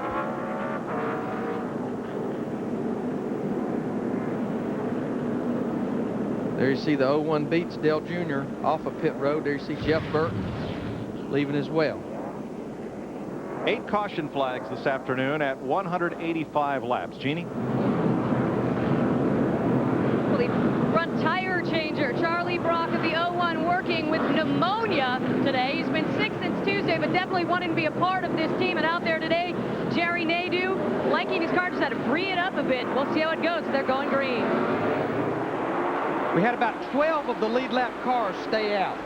Tell you one thing, the Bodine or the Labonte brothers today are looking mighty racy, running second and third. Now Jeff Green in that 30 car, he came to pit road, got fresh tires. He should be able to hold Jeff Gordon off and get his lap back, especially if we catch a quick caution. Green's number 30 on the tail end of the lead lap now, with Jeff Gordon, your leader. Yeah, I was surprised he got lapped because at one point there he was up in the field pretty good, but then all of a sudden the car must have gotten real loose with him. And this is where your crew chief, your spotter's telling you whatever you got in that race car right now, you got to get it. We need to get this lap back. Actually, what the crew chief's telling you see that debris? Dick Berggren, why didn't Kurt Busch pit? Well, he was going to pit, Mike, and on the radio just before he should have come in to pit, he said, we got to come in, let's take 2 rounds, and we got to wake this thing up. But then in the absolute 11th hour, he just said, not coming. He didn't come. It was his choice. Steve Burns. Well, Dick, Jimmy Spencer gave up the lead, restarted 14, but with a green flag, talking to crew chief Tommy Baldwin. Baldwin said there's about 7 or 8 cars, good cars in front of you, Jimmy. He said, I don't care who's in front of me. I'm going to get every one of them. Oh, boy. And he's getting about 1 a lap right now. He just went by Robbie Gordon in the 31 car. Just got to control yourself a little bit. Now, you got a good car, and don't use it all up here. We got a long way to go, baby.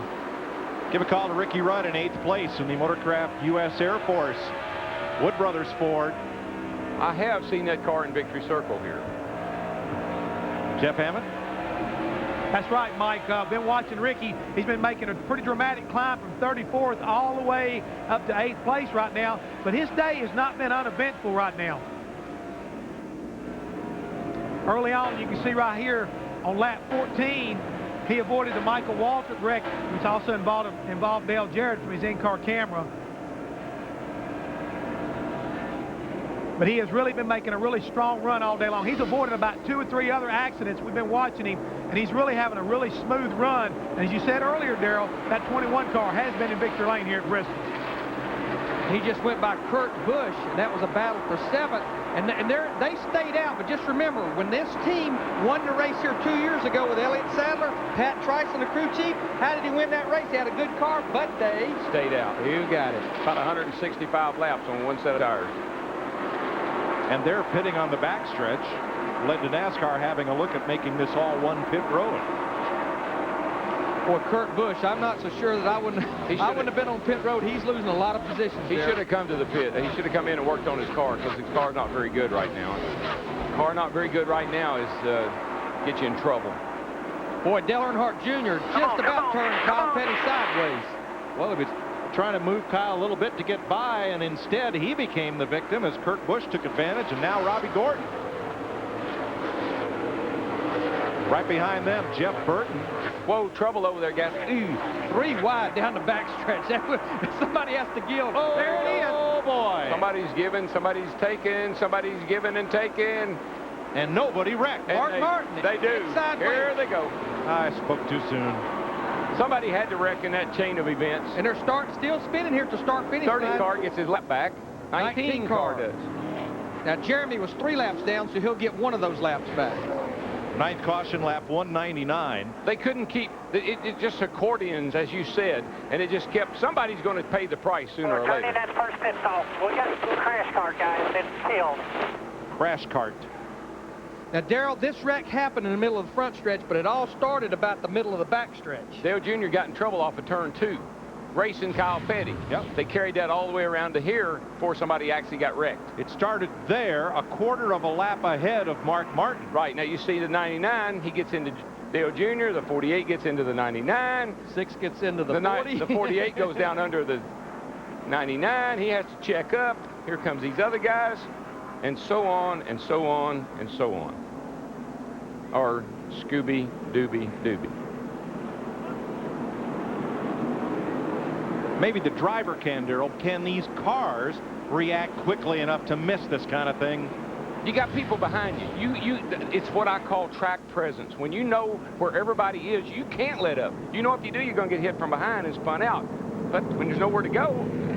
At Dick Berger, this is the caution that Tommy Baldwin was going for because a lot of those leaders pitted. Well, Matt Kenseth is also in the pits right now. Justin Nonsense changing the front tires. Jeremy West on the back. This is maybe the very best pit crew of all. Pulled out the right front fender. There he goes. On the front side, Jeff Gordon, Bobby Labonte, Rusty Wallace, Ricky Rudd, and Tony Stewart. Now along with Kenny Schrader, Johnny Benson, Ward Burton. Matt? Well, like Jeff Gordon says, the car now is not very good on entry and even worse off, but it did mix the tightest in the center of the corner as a 49 pulls in the 2-car. Rusty Wallace pulls out. The 18 is out. They backed out of the wedge adjustment they made on the last stop. He is going to beat the 18 off the road, and they went down 1 round on the track bar. The 2 cars that stayed out, Kevin Harvick, and actually he's the leader of the race in the 29 car, but remember he won this Busch race yesterday, and we're a long way from the end, but he won this Busch race by running about 180 laps on tires and fuel. And Terry Labonte's back up in second. In the 5 car, he stayed out. So for the front valence cam, the AT&T cam on board Kenny Schrader, there is a spinning Mark Martin to bring out the 9th caution at Bristol. NASCAR on Fox, Bristol, Tennessee, 208 laps complete. Kevin Harvick the leader, Jimmy Spencer second, Terry Labonte, Jerry Nadeau, and Robbie Gordon. Slides up and hits the turn 2 wall, surrendering 5th place. No caution, he gets it back going. He was by himself. Just lost it. I don't think his car's in very good shape now, though, guys. I mean, stuff hanging all off of it, flopping around. It looks like a Bristol car, but I don't think that's the way to go. See what happens here. He and Junior were racing each other real hard there a minute ago. Down into the corner he goes, and the back end snaps loose. Kissed it pretty hard to that right rear quarter panel. Didn't look like it hit any of the wheels or tires. I think his right rear is damaged. He's going to have to come to pit road or wreck. You hear him, he says he feels like it has a flat tire unless he's got debris on the tire. Steve Burns. Larry, and he pitted last on lap 152, so he's been on that set over 60 laps. And the more laps you get on these things, yeah, I mean, it's a good tire for here, but the more laps you get up out of the groove. It's just hard to control that race car. Mark Martin brought out that last caution. Here's Jeannie. Boy, guys, I don't know who made more laps, the cars on the track or Mark making his way around his vehicle now inside the car. Mark, what happened out there? I'm not really sure. It's too bad for the Viagra Taurus. I was really going good. They kind of wadded up there in front of us, and we got run over from behind there. I didn't, I couldn't tell you. Fitting the car, ready to get back out there. They're working hard, guys. Sterling Marlin. Just gave up 8th place to Elliott Sadler a lap ago, and now Kenny Wallace after him. Starling's car don't look all that good. Looks like he's having a little bit of problems with it. Can't tell for sure what. Probably loose. For the lead. Battle for the lead. Jimmy Spencer in that 7 car. Remember, his tires are 50 laps fresher than Kevin Harvick in the 2029. I think Kevin Harvick knows it. Well, we got one sideways on the front stretch. Jerry Nadeau in the 01. Brian Newman caused that. He and the 01 got together coming up off the 4. Caution is out. That's too bad. Nobody gets a lap back from Jimmy Spencer. Now Jerry Nadeau. Be ready. Jerry Nadeau was 4th. Front end, bad front end damage. Got some fire up under the car. He needs to get that thing fire. There you go, buddy. Don't know if he'll be able to steer that one back around to the garage or not. If we see that again, I think you'll see the 12 car and he were having a real go at it. 12 car is 1 lap down. Here's a look, Darrell. 01 got under the 12 going into turn 3. Ryan went up the hill and then the 01 got up under him. They start off the corner here, and I think the 11 may. I think he kind of checked up and got run over from the back. Chain reaction again. We've seen it all day long. Now, Mike and Darrell, this is a box I don't like to be painted in. Kevin Harvick in the 29, Terry Labonte in the 5. It's been about 80 laps since they were to pit road, but if they pit and it looks like they're going to stay out, if they pit, you go from running 2nd and 3rd all the way back to about 26th and 27th, but you're sitting out there and you're halfway through a run. It's bad when you got to pound the hood pins with a hammer to get them off. Here's how Dale Jr. saw that one. Jerry Nadeau has climbed out and walked away. I don't think he's working on his fitness program right now either.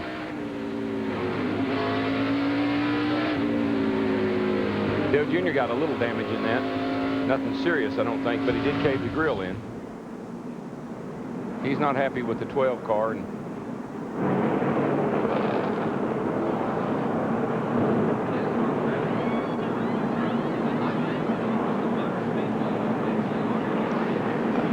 I mean, this place here, you'll see drivers do things that you've never seen them do before and you never would expect them.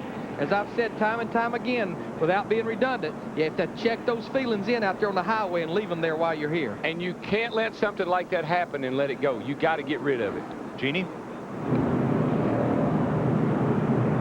Jerry, you want to tell us what happened out there? Why you were upset? Why you ran to the 12 pit? It's typical Bristol. Obviously, our minds are somewhere else. It's just a shame. We had such a great car for the U.S. Army Pontiac, and a damn lap car can't use his head. I don't know what Ryan was doing. I mean, I was underneath him. He kept coming down.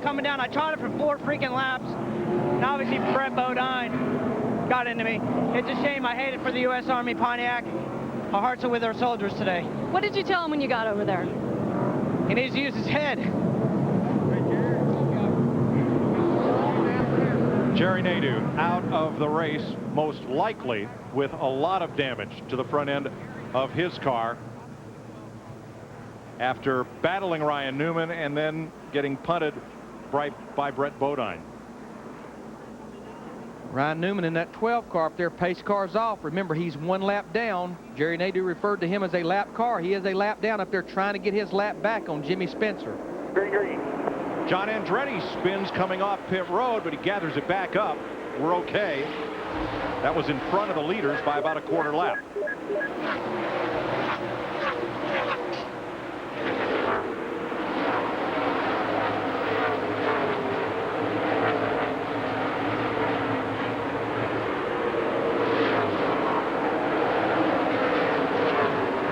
Up in 5th place, you'll find Jeff Burton. Ford, if you haven't looked lately, look again. Jeff Burton's day, trying to work his way through the field, and finds himself up at 5th place.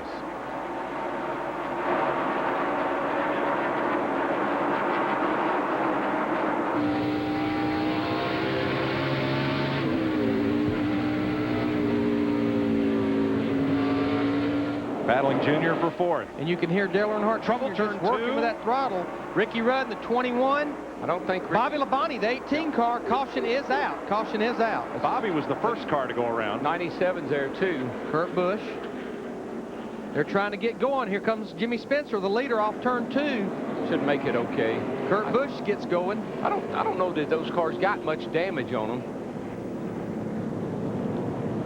97 looks clean. Got a little dent in the right front, not much. Bobby's got a little damage to the right rear quarter panel. I don't see no big problem with any of those cars.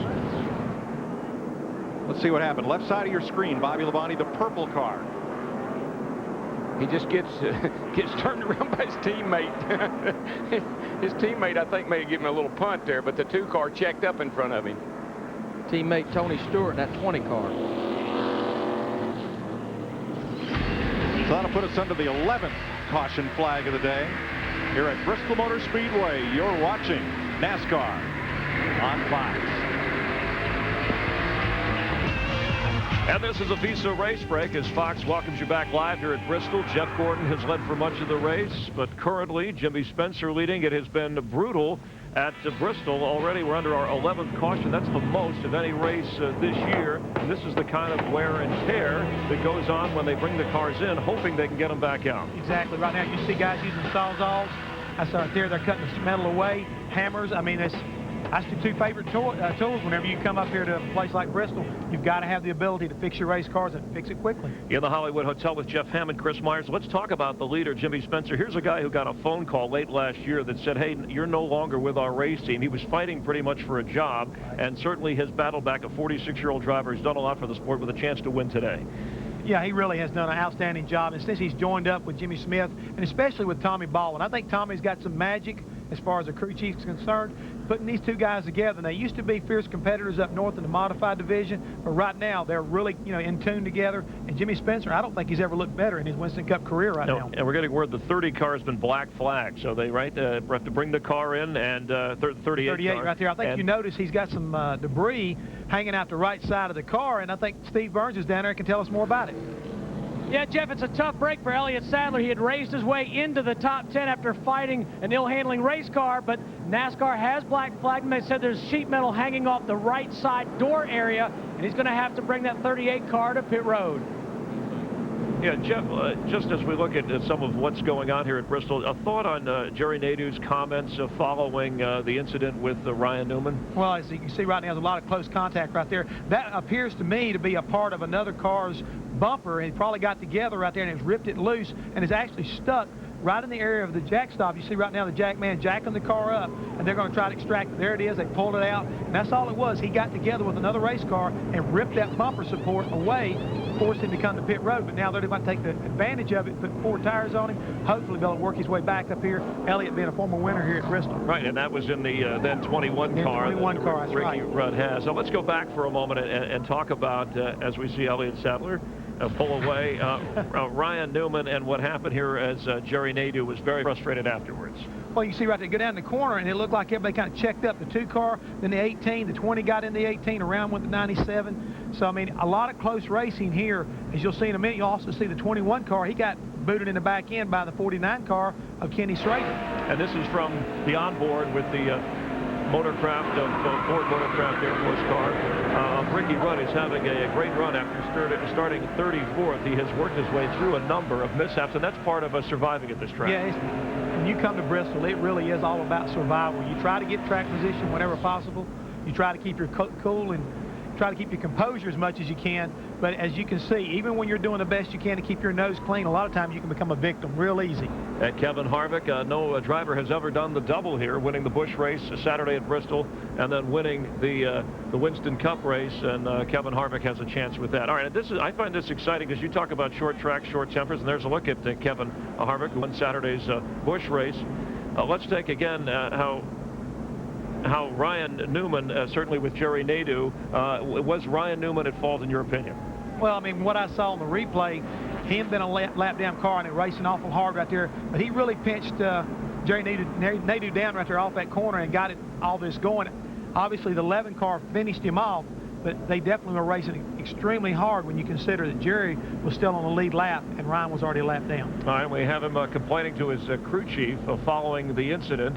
And you heard Jerry Nadeau's comments before when he talked to Jeannie Zalaska. Here he's walking over. He's in the pit area, the crew area, with Ryan Newman. Yeah, and that's something, what place you really don't want to be as far as a driver. You need to bring your boys. You need to bring your own army if you're going to go visit somebody else's pit. His first response was, hey, that's Bristol, but then afterwards certainly explained his position. Jerry Nadeau frustrated. Jimmy Spencer happy right now. He has the lead, 234 laps on the 11th caution. We'll be back. This has been a Visa Race Break as we continue live from Bristol Motor Speedway. We'll be right back.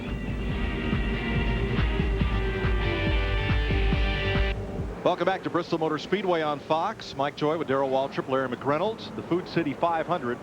12 laps, make that 11 laps. Yeah, 12 laps from halfway. Here's how the Coca-Cola Racing family is running today. Most all of them running pretty well, actually. That first was Harvick and Burton and Bill Elliott are all in the top 10. Yep, down through Bobby Labonte, all on the lead lap there, and add Tony Stewart to that bunch. Matt's in his pit. Mike, the Gibbs guys are running 22nd and 24th. Under that caution, Tony Stewart switched over to the team radio talking to his teammate, Bobby Labonte. He apologized profusely for spinning him.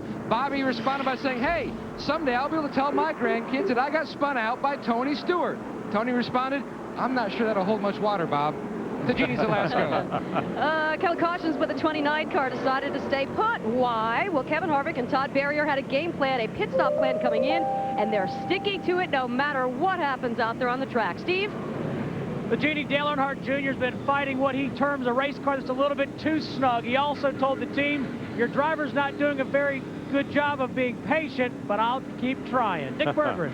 Jeff Burton has gone from 29th all the way up to 5th. The car runs hot on long yellow flags. It's fine under green. A little bit tight. Burton very, very hungry. It's been 45 races since he's won as we're coming down to the green. Position 6 through 10, Jimmy Johnson 6th.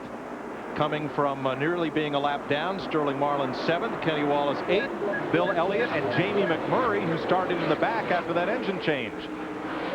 And they've done this through a little bit of strategy, a lot like Kevin Harvick has made his way up to the front by staying out on that racetrack. And 11th, the driver who's dominated much of today, Jeff Gordon. Yeah, he just, got caught back in there. Early in the race, he hadn't been back in traffic. You won't hear much about him for a little while. They'll have to kind of filter through. He'll be very cautious. Dale Earnhardt Jr. in that 8 car, he's trying to get around Brett Bodine on the high side, but the car just don't stick that good up there as he's about to lose a position to Robbie. Oh, Terry Labonte. Oh, man. And Robbie Gordon, Brett Bodine, and the accordion squeezes together again. Kyle Petty, Kenny Schrader with damage. Oh, just say half the field. And they just keep stacking up back there. In fact, Terry Labonte going back up on the racetrack, Brett Bodine, they rode back together again right there.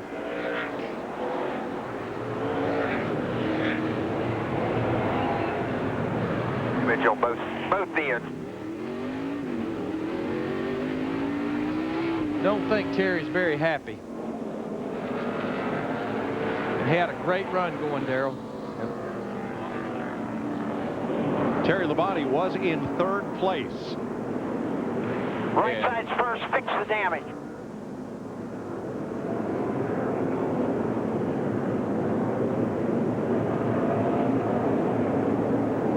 Kenny Wallace being held. I don't think Kenny was coming around the outside like he was trying to get a lap back, but the pace car was already out on the racetrack. He must not have known that. Larry, look at Terry Labonte's pit and all that damage. Now, this is where your over-the-wall crew really earns their money if they're going to be able to keep him from losing another lap. First, let's have a look at replays here. Watch the 5 car of Labonte toward the bottom of your screen. Gets tagged by Brett Bodine. There you see Robbie Gordon gets in the side of Brett Bodine on the left side, and they just start stacking up behind him. Kenny Wallace there at the bottom of the screen in the 23.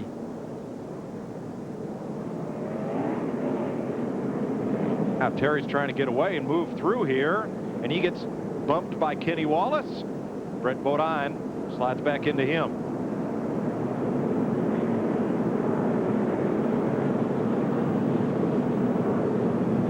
Talked about earlier, Darrell, it don't take much to send a car spinning around here.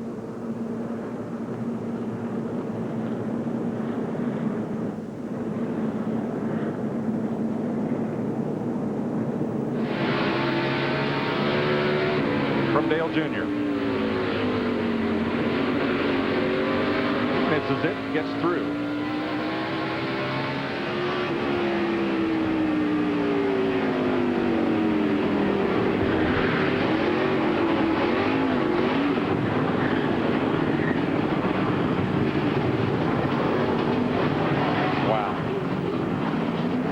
Now, Darrell, Brett Bodine was a lap down or more, 2 down.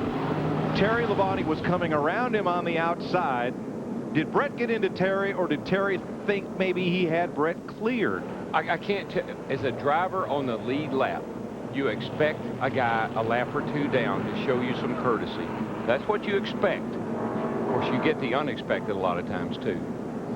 Terry Labonte now is going to be back in about 28th spot, 3 laps down. In fact, he goes to the garage area. He went down pit road, made that left-hand turn into the garage area. Dick Berggren? Jeff Burton just keyed his radio, Mike. He's running in 4th spot. He said, I get the impression that if you're running up front, it's a lot more calm. And his crew chief, Paul Andrews, said, stay up front. Well, of all of our cars, I tell you, we're getting a lot of different pit agendas right now. Kevin Harvick in the 29, he's still staying out there. He's been out there over 100 laps, but Sterling Marlin decided in that 40 car to give up a top 10 running spot to come to pit road. People ask me, how'd you win 7 races in a row there? Because I never was in the back. Every time I came here, I qualified up front, and I stayed up front. 6 cars officially involved in this crash at turns 1 and 2, putting us under the 12th caution of the day at lap 243. Here's another look, folks, and you make the call as Terry Labonte tries to clear Brett Bodine. Well, actually, you know, Terry had him cleared off at turn 4, and I just don't think that he expected Brett to come back and drive in that hard once he got by him. And I think that's the difference, Darrell. Here you'll see again from Dale Jr. Watch the position of the yellow line, watch Brett's car, and watch Labonte coming around the outside here.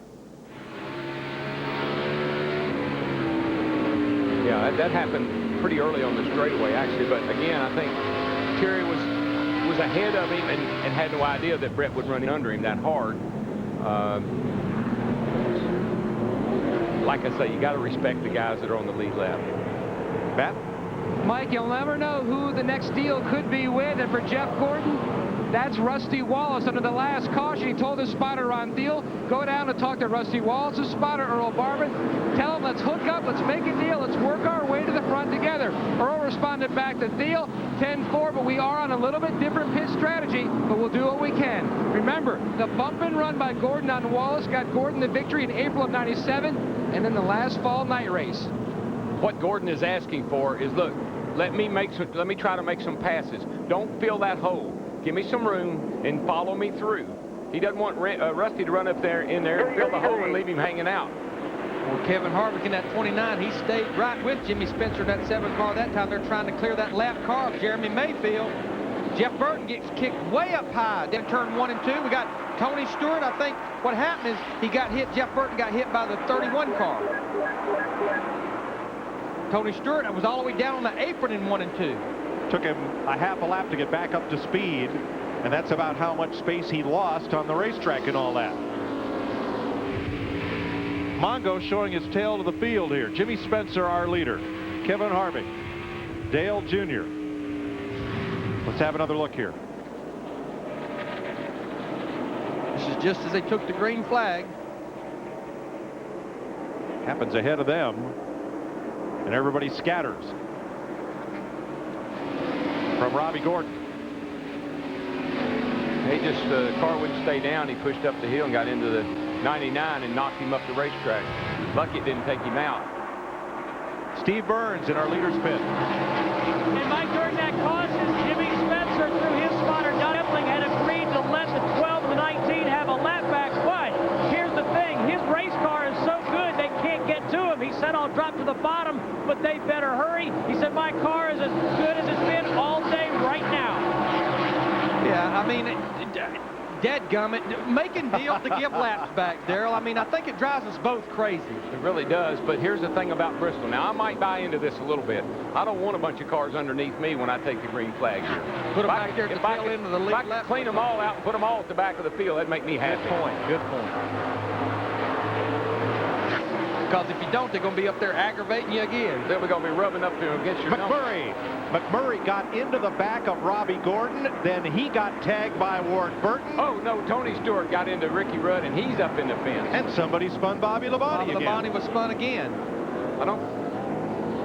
Jamie McMurray had climbed well up in the field after that dead last start. He was in the top 10. I don't think Bobby Labonte hit anything. But he was blocked by Jamie McMurray over there. He just barely got going before the leader came. Let's see. No, I don't think he hit anything. I think he just slid up there and stopped. McMurray got in another one of those accordion deals. McMurray got in the back of Robbie Gordon. Ward Burton got in the back of McMurray. Chaos ensues.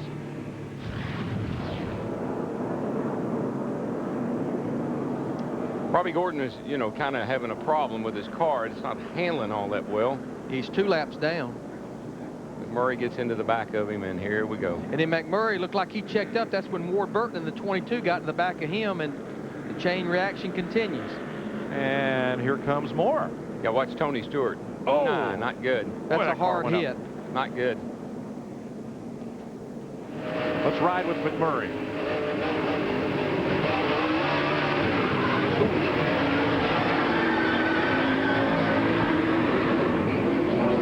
All right, let's ride with Ricky Rudd. We've seen more shots of Ricky Rudd in wrecks and missing them. He gets down here and he sees the 42. He moves up. The problem was Tony Stewart's there. I don't think it hurt Ricky's car all that much. Dodged another one. And under caution coming to pit road.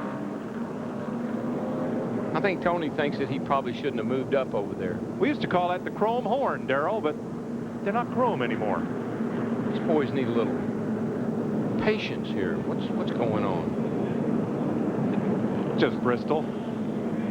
The Bristol stomp. Yeah. The kids in Bristol. There's a little anger management going on in the hood of Jamie McMurray's car. 13th caution of the day. There's that song we know so well. The kids in Bristol are sharp and physical when they do. NASCAR on Fox is brought to you by Budweiser. The best things in life are the things that are true. Budweiser.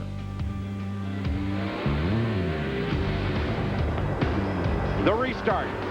Jimmy Spencer in front of Kevin Harvick, Dale Jr., Jimmy Johnson, his teammate Jeff Gordon, point leader Matt Kenseth, Jeff Burton, Rusty Wallace, Bill Elliott, and Johnny Benson, the top 10. And right now, Kevin Harvick in the 29, he's having to contend with that lap car of Jeremy Mayfield in the 19 car, as well as Ryan Newman up there running beside Dale Earnhardt Jr. Remember, Ryan Newman is a lap down as well.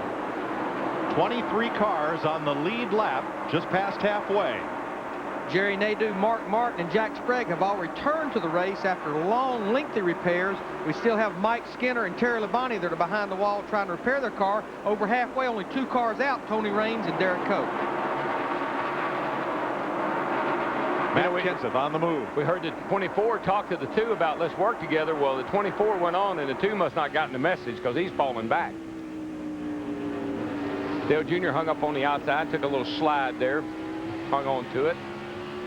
24 looks like he's kind of got himself in good position to work his way back up here and fight with Spencer a little bit. You ride with Kenny Wallace there, the 23. He is 1 lap down after being involved in a couple of the cautions today. You know, Darrell, one thing I did like about the concrete surface, it's not that weather sensitive. It don't change that much with weather, but the sun has come out. Dick Bergman, those guys checking our track temperature down there. The track temperature of the concrete has went up just a little bit, about 4 or 5 degrees since this race started. The difference in asphalt and concrete. Asphalt, we put rubber into the track. It goes down into the asphalt. Here we put rubber on top of the track. So when the sun comes out and heats the track up a little bit, it gets slicker. As Larry mentioned, only 2 cars out of the race, Tony Raines and Derek Cope. Neither one due to contact. Everybody else has made repairs and is back in the race, except Labonte and Skinner. And some of those cars don't have a lot of sheet metal left, but what the heck? Sheet metal doesn't hold up anything except the spoiler. Well, I mean, you do tear your car up here, get it all beaten up, and it looks terrible, but you can go in there and beat it all back out and put it back together and get back out on the racetrack. That's why so many times there's a lot of cars left running here at the end of the day. 4th and 5th place battle, Jeff Gordon, Matt Kenseth. You generally don't knock the fuel pump off of them here. You just knock the fenders all in on them. Right. Matt?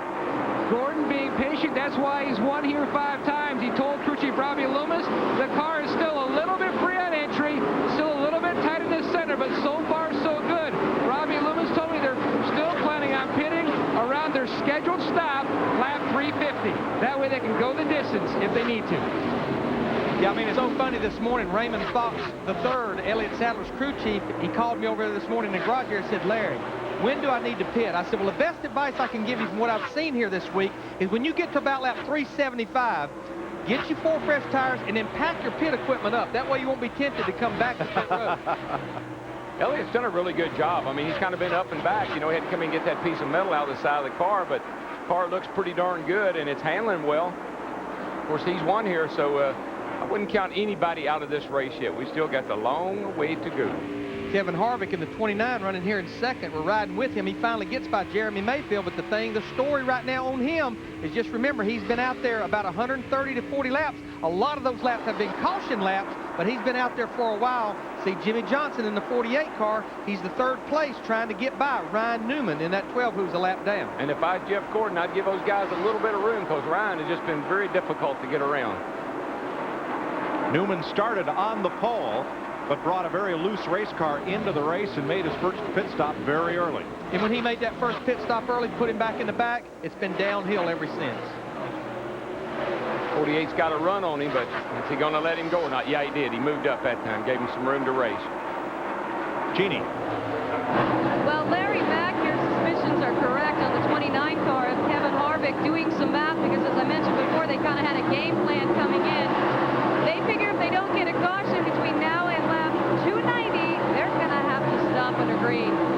Yeah, I'm a little surprised, Jeannie, that Todd has not run. Once they got past about 125 laps, I'm a little surprised because it's this time of the race that I think sometimes they settle down and you get those long green runs. And Darrell, you talked about it earlier. You make a green flag stop here, it's a minimum of 3 to 4 laps. Yeah, I'd say about 4 laps if you had to come down all the way around to this side of the racetrack. It would be disastrous. I mean, it's kept them up front. It's kept them clean. But, again, if you have to pit under green, I won't say it's over with, but it's close to over with. Now, the one difference from what we've seen earlier, if I understand correctly, if you pit under green, you don't have to go all the way around. You can enter the pit lane on the side of the racetrack that your pit is on and not make that whole big U-turn loop. That is correct. That is correct. They treat it like 2 pit roads under green. Good point, Mike. But with the speed limit being only 30 miles an hour, that's going to seem like eternity. Well, that's 2 laps right there almost, right, just in going down pit road. Jimmy Spencer has led the last 64 laps here at Bristol. Had a strong car yesterday, wheel broke. And here's Matt Kenseth. Man, did you see what the Kenseth did? He just run up there and just pushed Jeffy right out of the way, and Jeffy did not like that. Come on, get that, boy. Last year, Matt Kenseth scored the most points in the 6 short track races of any driver in Winston Cup. And what we consider our short track races is Bristol, Richmond, and Martinsville. It's going down the backstretch off into turn 3. I've always had the philosophy, if you live by the bump, you die by the bump. Boy, that looked exactly like what Jeff Gordon did to Rusty Wallace to win the race here back in August.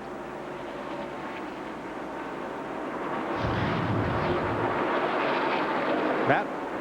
Mike, Rick Hendrick, the car owner for Jeff Gordon, was watching our telecast and saw the little bump by the 24 and 17. He started smiling, leaned over to me and said, "It's not fun being a car owner at Bristol." Just remind Rick, it's a long day. And plenty is left to happen here. 286 laps complete. Jimmy Spencer out front of Kevin Harvick, Jimmy Johnson, Matt Kenseth, and Jeff Gordon. Man, I got to tell you, I am so 100% behind what they're doing. It's incredible. I wish they were here at Bristol, the most exciting race of the year, hanging out with us right now. And I know their adrenaline is rushing, and they're wide open, and they're so intent over there like we are here. But gosh, our hearts and souls go out with those cats. Rusty Wallace with a message to our servicemen abroad. Jimmy Spencer has now led the last about 80 laps. He led 54 laps here last March. This is the 8th time he has led a Winston Cup race at Bristol. Well, I tell you, though, the car I'm watching right now is Kevin Harvick, that 29 car. Jeannie's the last go. You told me 290. It's 299. Where are they at? I know, Larry Mack. You've heard of new math. A new math in the 29 pit as they rework a few things. They think now they can eke out to maybe 320. So we'll keep you posted. Well, and I'm sure, Jeannie, the reason they're having to keep recalculating is all these caution laps that's been in there while they've been out there. As I said, we always use the formula roughly 3 caution laps to 1 green lap. It's really hard to calculate accurately gas mileage on a short track like this because you don't really know how much throttle the driver's using. If I was in their boat, I'd run it till it runs out of fuel. You made your bed, baby. You're going to have to lay in it. How about Steve Burns in the leader's pit? Well, Mike, you mentioned how many laps Jimmy Spencer has led here. In August of 1991, Jimmy dominated the night race, leading 206 laps, but broke a throttle spring during the race and it cost him the win. So he knows there's a lot of time and a lot of racing left. Dick Berggren. Well, Matt Kenseth has pitted just twice today. They are preferring track position to new tires. The tires don't seem to be falling off at all for Kenseth. On the last stop, it was a disaster, at least for this team, 18.8 seconds. Jack Mann, Russ Strutt fell on that stop and put Kenseth from 4th all the way back to 21st, and he has just been passing them judiciously, carefully, and very smart. He's now running in 3rd spot. Considering where he started this race, that's a pretty good march. He's come from 37. How about Greg Biffle, our Busch Series champion? He and Kyle Petty battling for 14th spot. Yeah, and Kyle's had kind of an eventful day. He's been in a couple of wrecks, but Biffle's been quiet. Hadn't heard anything out of him. He's just been kind of doing a yeoman's job today. That last caution, Darrell, Biffle came in and made repeated stops under that caution to adjust on that car, got back out and running well. And he has those 4 fresh tires. And I think definitely now, Darrell, this racetrack you talked about, it get greasier and slicker. I think, you know, fresh tires mean a little more now maybe than did at the beginning of the race. Plus, listen, you get tired here. You really get tired of hanging on to that thing lap after lap. We talk about just going around and around in circles. Your arms get a little tired, your neck gets a little bit get tired. You can lose your focus here. So if your car's not handling really well, you can get in trouble just all by yourself. Jimmy Spencer getting past Robbie Gordon. The inside. Let's get down to our Ford Crashaway car. It's our Ford Cutaway car, but here at Bristol, Jeff Hammond, I think maybe it's got a little different meaning.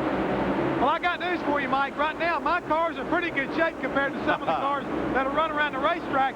And one of the reasons some of these guys were able to go back out is because they came with the big 1 3/4 front bumpers on these cars. You've got to keep the radiators in there, and you can see some of the debris I've already picked up. This is a piece of the tubing off of the 41 car, Casey Mears. He had a lot of damage. He got it back out there, but if he'd have had this in the front of it, he may have gotten back out a little bit sooner. Also, while I was in the garage area, I had an opportunity to walk down and take a look at Terry Labonte's car. He's got a lot of damage in the front of the car. They replaced the front radiator, but right now one of the biggest problems he's going to run into is the rear clip on his car is really shoved down, and he doesn't have any rear spoiler. So when he gets back on the racetrack trying to save some valuable championship points, he's going to have a really ill-handling race car, and he was very disgusted. He knew he had a good race car today. Those guys are working really hard to get him back in there. And one of the things they got to worry about with his damage is the crush panel area, which helps protect the driver. You don't want to allow a lot of exhaust fumes to get up inside the cockpit with the driver. And here at a place like Bristol, where the confines are really, really tight, this is a crush panel right here, and it's got a lot of damage in that area. You don't want those fumes to roll up into this cockpit area and to give your driver a hard time. And Darrell, you know good well, you don't want to be breathing exhaust fumes here at Bristol. No, I mean, that's one of the things that you dread when you got to go back out there and one of these things that's been the front end's knocked off of it and the sides are caved in on it. You get a lot of extra heat, you get debris. It's really a miserable ride, and you got to sit out there and grind it out. 5th place changed hands. Kurt Busch has moved past Jeff Gordon. His teammate Mark Martin involved in an earlier crash and laps down. And also 2nd place changed hands. Matt Kenseth got underneath Kevin Harvick to change 2nd spot. But I'm going to tell you, Darrell, as I watched that 97 car, remember in the early part of the race, he could not keep it on the bottom of the racetrack. We even heard the radio communication, how loose he was. I think a couple of things has happened. A, their changes has made that car better, but I think this racetrack is probably starting to tighten up a little bit with a lot of rubber down. Yeah, I mean, you get that rubber down there, that thing won't stick that right front like it did earlier and cause it to roll over like he was complaining about. It's going to slide a little bit more, and that little soft spring in there might feel pretty good about now. After 13 caution flags by roughly the halfway point, this race has taken on a green flag look. 317 complete, 183 to go, and pit stops coming shortly. Especially for Kevin Harvick, a lot earlier than a lot of them, than in the 29 car. Harvick has slipped to third, 3 seconds off the lead. Whoa, Ricky Craven just drove in on the back of Robbie Gordon at 31 and 3 and 4, and he did everything but hit the wall. That was a payback. The 29 did that to him going into turn 1. Ricky drove down there, and he still got through with him, I don't think. Ricky drove down there and took a shot at the 29. 29 says, all right, I got your message. I got the message. And that's right in front of Kevin Harvick. Kevin Harvick, he don't want to see his teammates spin out, but he could sure use that caution right now. If they don't get separated, you're going to see one pretty quick.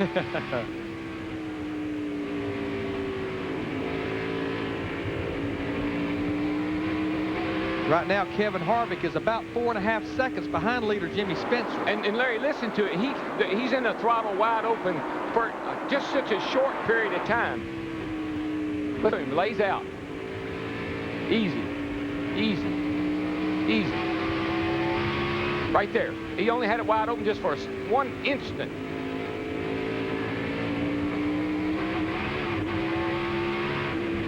Spinning the rear tires.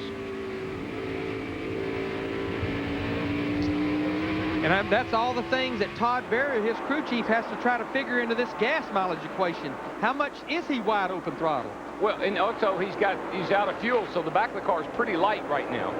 And that whole incident happened trying to avoid an even slower car. Ricky Craven was coming up on, I believe, John Andretti, and eases up.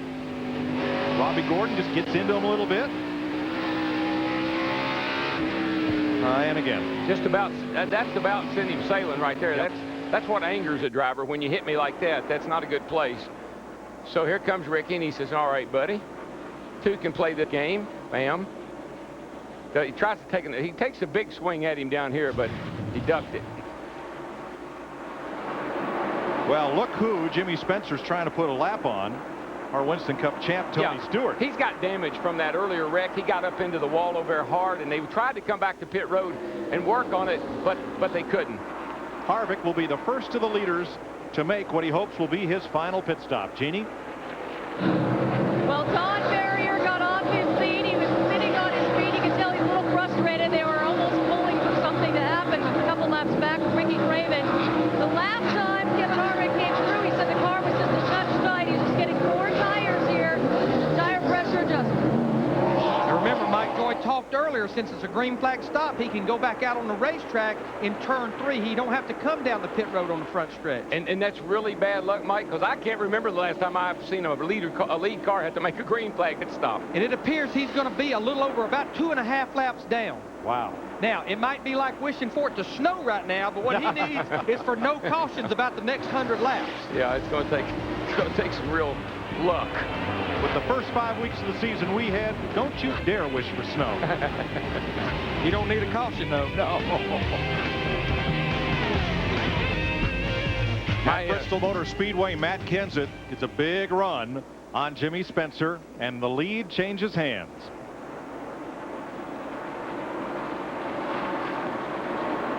Now, for more action like you've seen today, tune in tonight to the Lucas Oil 250 from Mesa Marin Raceway, the Craftsman Truck Series, 5 p.m. Eastern Time on Speed Channel. If you don't yet get speed, call toll-free 1-888-22-SPEED. My intensity meter is picking up a lot right now. These leaders are trying to get through these cars. Tony Stewart just went a lap down. Got Harvick here on fresher tires, trying to get up there to get back, at least on one of those laps back if he can. He's real close to doing that, Darrell. Now, what we have to document is our leader, Matt Kenseth. He was on pit road at lap 199. We're at 343, so he's about maybe 30 laps away from having to make a pit stop. Jimmy Spencer back in second. He was on pit road at lap 182. He's within about 20 laps as he's fixing to lose another position to Kurt Busch. I'm going to tell you what, that 97 car, the further we go in the race, the better he gets. Same thing he did here before, how he won the race. And Kurt Busch was on pit road the same time as his teammate, Matt Kenseth. So Kevin Harvick, Steve, he needs for about 30 or 40 laps to go by, at least without a caution. 17 pulled down, that's a 29 up on the outside, letting him go. And Larry Mack, I was just listening to Tommy Baldwin. He told Jimmy Spencer will come in about 13 laps. Also, Russ Rusty Wallace has passed Dale Earnhardt Jr. That's 8th and 9th changing hands. And as we approach about 150 laps to go, what we need to document, all these cars pitting now, they can go the distance. As we see a pass right there for 5th place, Bobby Labonte, he's been spun out twice, and here he is back in the top 5 in the 18 car. It's that purple car. Brought him some good luck here. Was it the purple car or the purple uniform? What were they calling him? Barney Labonte. Jeremy Mayfield had a great description of this place. He said it's like spending 3 hours in a clothes dryer, and by the time you're done, somebody's lost a sock or two. And I want to tell you, Bobby Labonte, I think one reason he's so good, Darrell, he may be a victim of his own problems, is the fact that he was on pit road at lap 257, so he has a lot fresher tires than most of these guys. Yeah, that's going to turn out to be a big plus for him. Sometimes your bad luck turns out to be good. But what's the big plus is the fact we know he can go much further than all these cars that we've talked about that's going to have to pit here shortly. Matt Kenseth from 37th to the lead. Jeff Burton from 29th. Ricky Rudd from 32nd. Boy, Bobby Labonte's he's coming in a hurry. He is. The tire factor that's the whole thing right now. He's got when those tires go off on these cars, it's like you flip a switch. That sucker won't get forward bite. It won't turn. All it wants to do is slide around, slip, slide away. He pulls in on Jeff Gordon, the 4th place car, the 24 car. Jeff Gordon, like Kurt Busch and Matt Kenseth, he was on pit road at 199. And physically, these long green flag runs here, they wear the driver slap out. I mean, you're running around a half-mile racetrack right now. The race pace is in the mid-16s. Yeah, and you're used to getting a caution every now and then, catching your breath, getting something to drink, coming to the pit road. Not happening right now. I'm looking at Jimmy Spencer's pit, and those guys, they're climbing up on pit wall. It could be pretty quick that Jimmy Spencer has to come to pit road. I think it will be, Larry, because he keeps going back. He's losing spots. Gordon just went around him. Here's Bobby Labonte all over the back of him. See Gordon make the pass on him. Here's Bobby Labonte. I think Jimmy's used his stuff up. Both Spencer and Matt Kenseth are pitted on the backside. Look how much he's dropped off in lap speed. And I mean, a little while ago, not too many laps ago, he was sitting there leading the race comfortably. Mungo needs a bone, which would be 4 fresh tires. 4 bones. Definitely Tony Stewart, you just saw him go by Tony Stewart, the 20 car. His car is definitely not driving very good since he hit the wall over there going into 3. Oh boy, teammates almost got together there. Busch and Kenseth. And that's a battle for the lead right there, Kurt Busch in the 97 car. Here comes Spencer to pit road, y'all. He's coming on off of 4 right now. It'll be 4 tires for sure. Fill that thing up with fuel. They're going to have to back him up. He went across the front line, Steve. That's going to cost him a lot of time. Yeah, bad break, Larry Mack. Scott Ward and Chad Meyer, the tire changes, couldn't get on those tires as quickly as they wanted. Jackman Ross Chaddock comes around. Bad break for Jimmy Spencer. He locked the tires up coming to pit road. He's finally done. Jimmy Johnson is in as well on the backside. Larry, you've been out there running that much? Let's go to Jeannie in the 48 pit. And the 48, the lady here a little bit loose off, so we'll see some tire pressure, air pressure adjustments here. One of the tires getting away as they make their way around to the left side of the door. 4 tires of fuel for Jimmy Johnson. And Darrell, Jimmy Spencer just about lost it over on the apron. It's so slick, a lot of oil dry. He just about spun out and get up to speed. Yeah, and you're on sticker tires, and boy, it takes a lap or 2 to get those stickers knocked off. But Larry, when you've been out there running all these green flag laps, when you come to pit road, I've had cramps in my legs and didn't know it. When I started to push the clutch in, get on the brake, my leg had a cramp in it, and I'd slide through my pit box.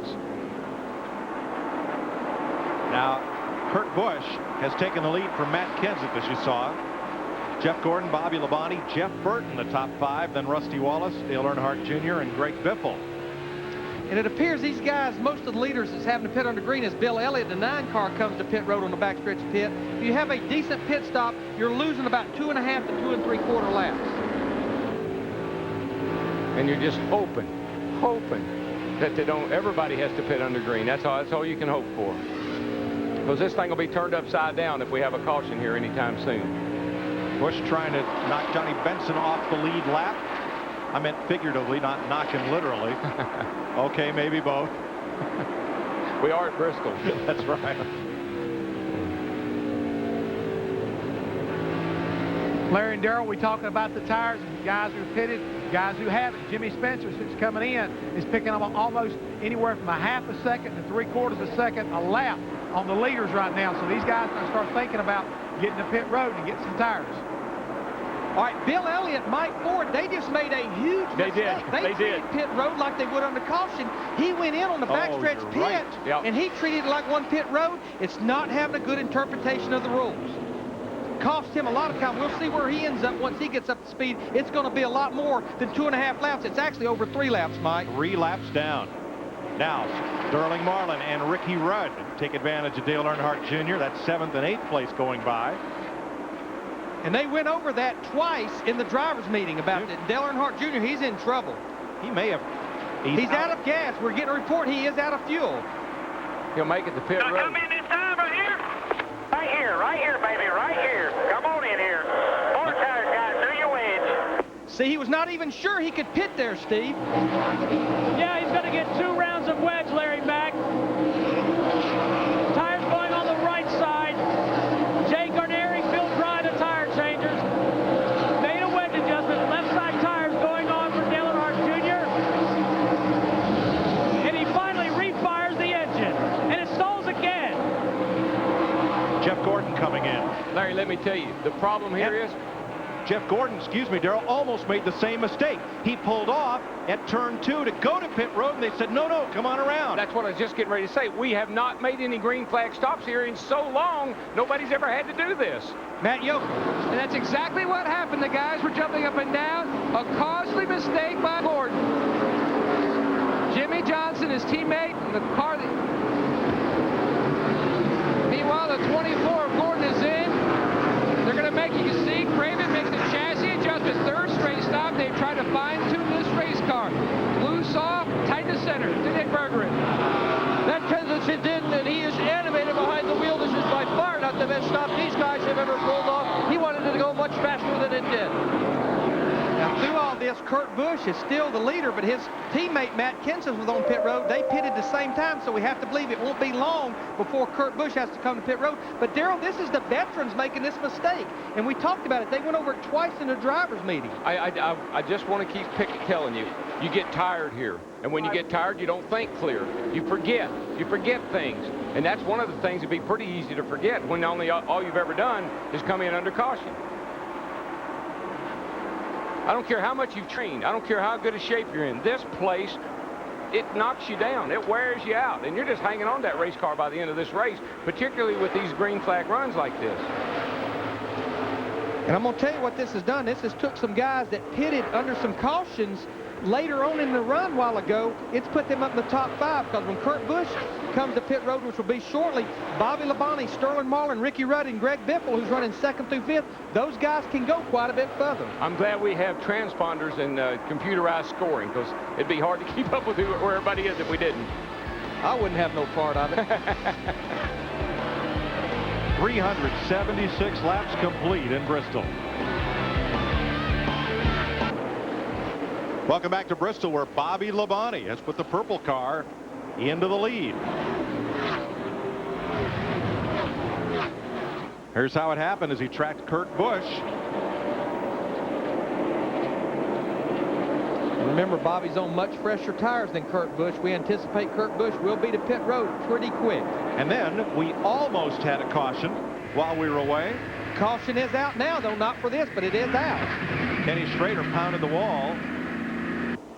And the caution is now out. Schrader's taken his car behind the wall, and there is the caution flag, Dale Jarrett. Jimmy Spencer's trying to get a lap back. He will not get it back. Bobby Labonte was smart enough not to let Jimmy Spencer have a lap back at this place. He made that mistake at Atlanta, and he got lectured pretty hard by his crew chief and a lot of other people. I don't think he's going to do that today. But this is the break Bobby Labonte, Kurt Busch, Sterling Marlin, Ricky Rudd, and Greg Biffle was looking for. Dale Jarrett, where it happened, Darrell, you almost think a tire went down. Well, that car, it has no front end on it. So I saw him go down on the apron down here, and the thing is damaged so badly, he just finally spun it into the inside wall right here. Well, that changes everything, because the 5 drivers at the top of the board have not yet made green flag pit stops. They're on a lap of their own. Haven't seen that in a long time. 14 caution flags 109 laps to go. Hey, you know, Matt Kenseth, Kurt Busch's teammate, was on pit road not that long ago, so you have to believe possibly. Let's listen to some audio from Kurt Busch.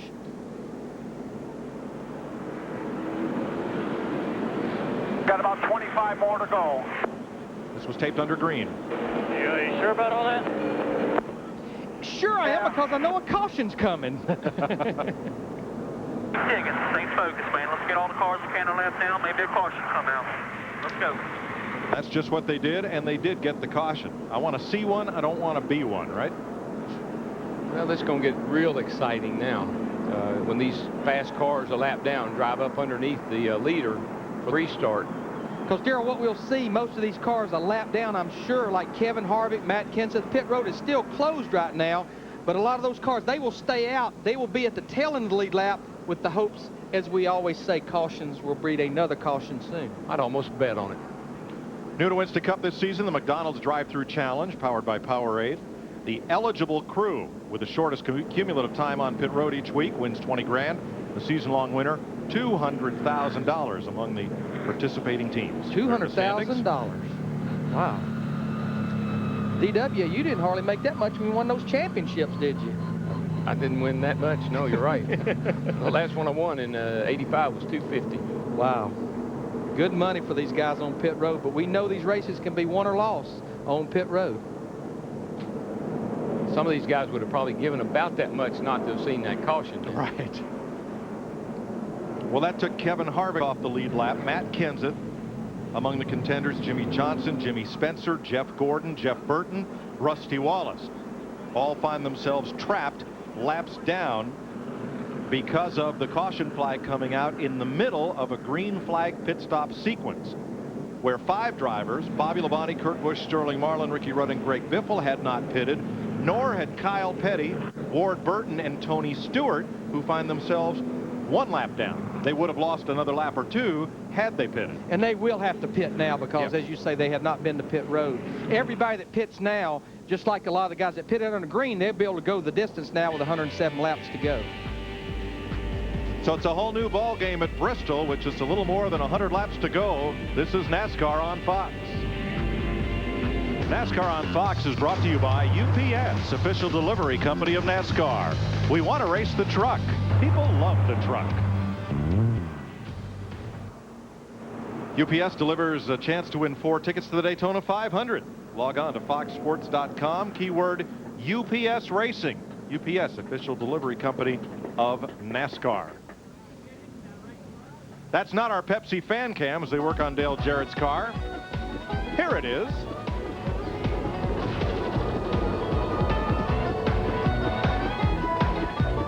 Rocky Top, Tennessee.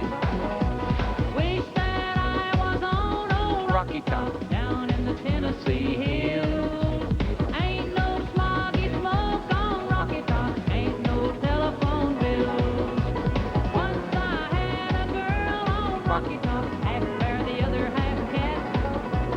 Wild as a mink, but sweet as soda pop, I still dream about that. Rocky Top. The pits are open, and you know what? I have to believe Kurt Busch is pretty happy they're open, Dick Berggren.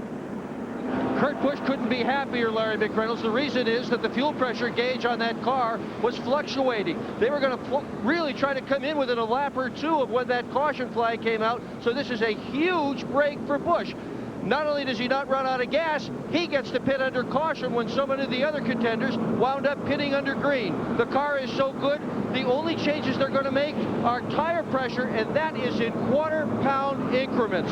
Kurt Busch, winner of this event last year, has a terrific race car. Crew now in the process of changing the left side tires. He's out of here. He'll go to the green. Checker. Matt. And leader Bobby Labonte makes his way to his pit stall. A big attaboy to crew chief Michael Fatback McSwain. They were going to pit 2 laps before this caution. Fatback saw smoke down in 1 and 2 and waved him off.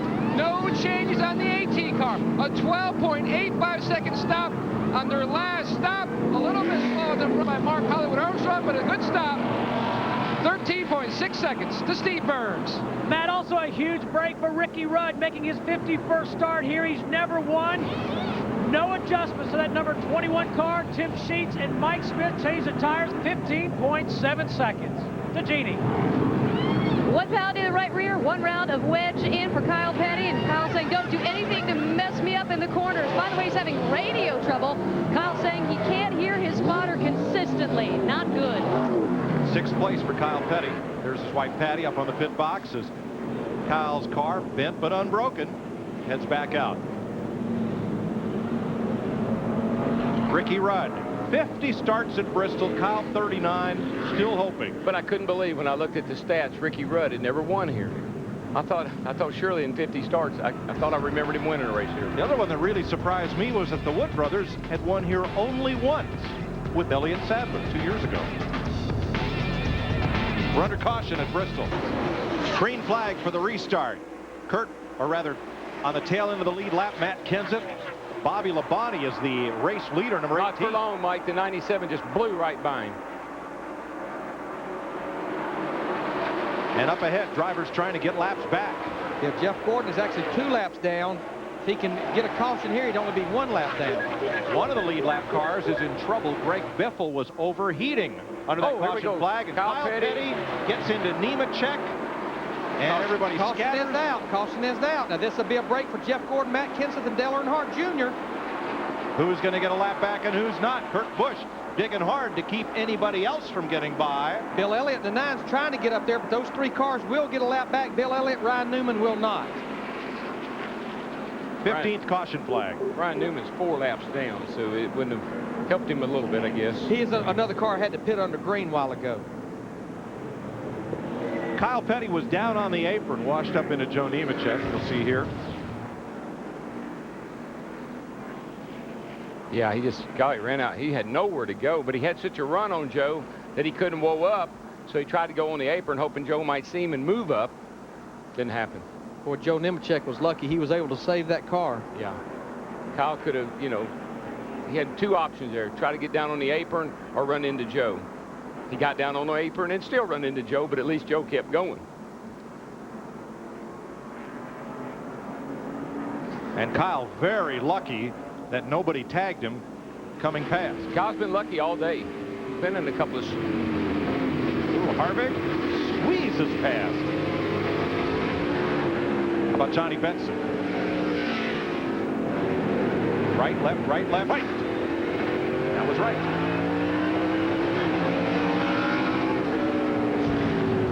Now that'll put Matt Kenseth back on the lead lap, so we now have 6 cars on the lead lap, puts Jeff Gordon 1 lap down. Dale Earnhardt Jr., after running out of gas under green, puts him now 2 laps down. In fact, Matt Kenseth and Dale Earnhardt Jr. are both on pit road. Yeah, and the problem with these guys 1 lap down, there's a lot of cars in the same boat. Jeff Gordon, Rusty Wallace, those guys are going to be behind a lot of cars that are a lap down. But Darrell, to me, it was kind of a no-brainer for Matt Kenseth, Robbie Reiser. You know, you're the last car on the lead lap, 6 cars on the lead lap. Get those fresh tires. Get advantage of them. Well, that's taking a lot for granted. That's assuming everybody's going to let you get back up there where you were. You got to do it in a hurry. Now, what is the rule when you line up for the restart among cars that are 1 or 2 or more laps down on the inside? Do you need to give way to somebody who's less laps down than you are?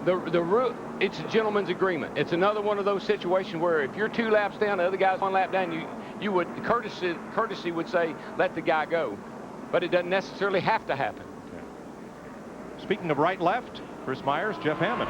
Yeah, or right wrong. Kurt Busch trying to win for the 2nd straight year. Bobby Labonte has never won here. His only short track victory, Martinsville last year, and they look like the 2 to look for, but there are some other guys with fast cars that could make moves. Oh, yeah, exactly right. We've already seen right now where Matt Kenseth's got his lap back, but there's several other guys I think are going to be in the same situation. When these lap cars come up the inside, it's going to be just like Bristol was supposed to be. Everybody's going to be trading paint. Don't be surprised in the next 100 laps. Like the first 100 laps, we're going to have about 5 more cautions before the end of this race. Racing the way it ought to be. We've already had 15 cautions. Some of those cars would be guys like Jeff Gordon, Jimmy Spencer, right? Well, Jimmy Spencer definitely got to get some laps back, and along with Jeff Gordon. But these guys are so fast, they've got to get up on the wheel now. But at the same time, Bobby Labonte as well as Kurt Busch have got to be smart enough not to race too soon and wind up getting caught in somebody else's mess. Let's check in with Dick Berger, and he's with Robbie Reiser. Dick? Well, right now, Robbie's talking to his driver, Matt Kenseth. We'll see if we can get to him. Robbie, why'd you pit? Why'd you pit? What's that? Why did you pit? Well, we're the last guy in the lead lap, so we didn't have, what's the difference? We got to pit here because we're the last car. We ain't gonna lose no spots, so we just put 4 tires on and go here. That's the strategy from Matt Kenseth's pit.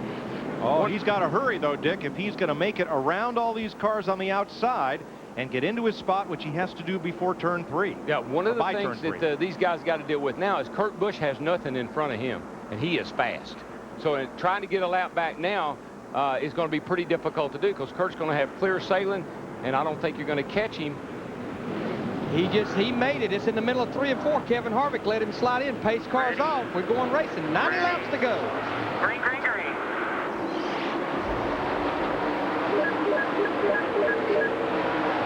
Bill Elliott in that 9 car, he slides up in front of Bobby Labonte. Remember, he's trying to get his lap back.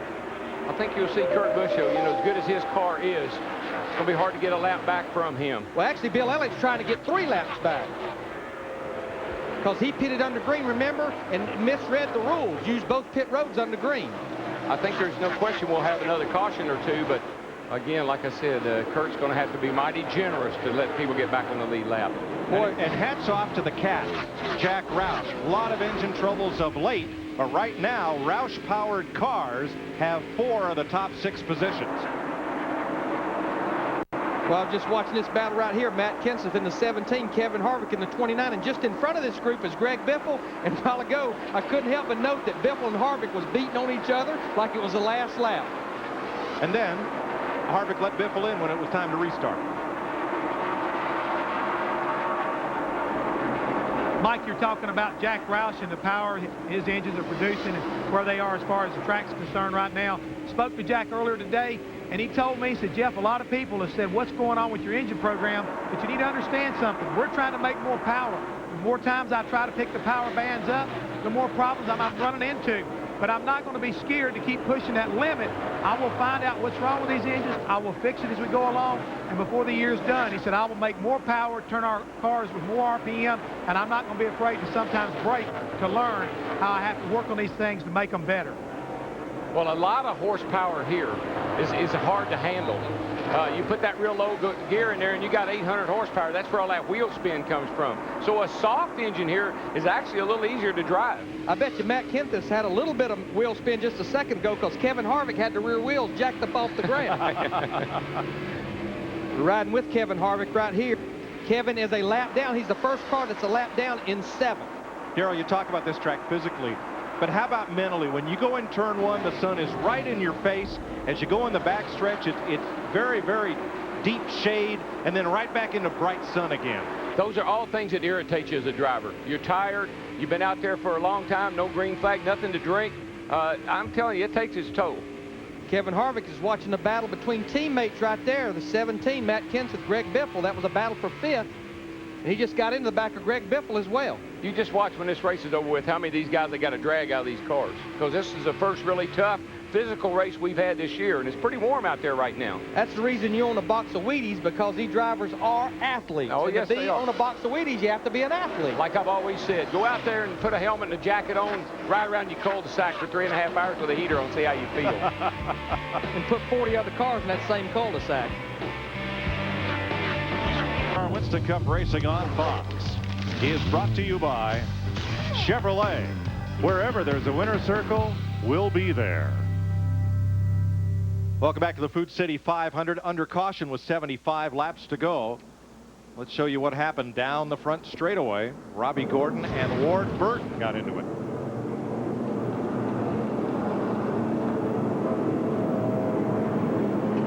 Those cars already damaged from being in accidents earlier. Ward was only 1 lap down. Difficult to drive. They get together there and Ward loses control. He's headed for the inside wall here, and then he hits the inside wall, and the momentum just carries him right back up, and there goes Kyle, who I'm sure was hustling trying to get clear of that. Those two cars just get together, and that's the loosest part of the racetrack. It's a hard lick on the inside wall. Man, I'm sure Kyle was all drawn up knowing that here comes Ward. Am I going to make it? Am I going to make it? Ah. Watch this lick right here, though. Kyle Petty on that outside wall. That's a hard lick. Yeah. Now, I want to give a call to our cameramen. When you have accidents that start out with 1 hit, you follow the first crash, then the next crash, then the next crash. Those fellas are carrying the bills for us today. It's all happening in a hurry. Yep. And they're all multiple incidents.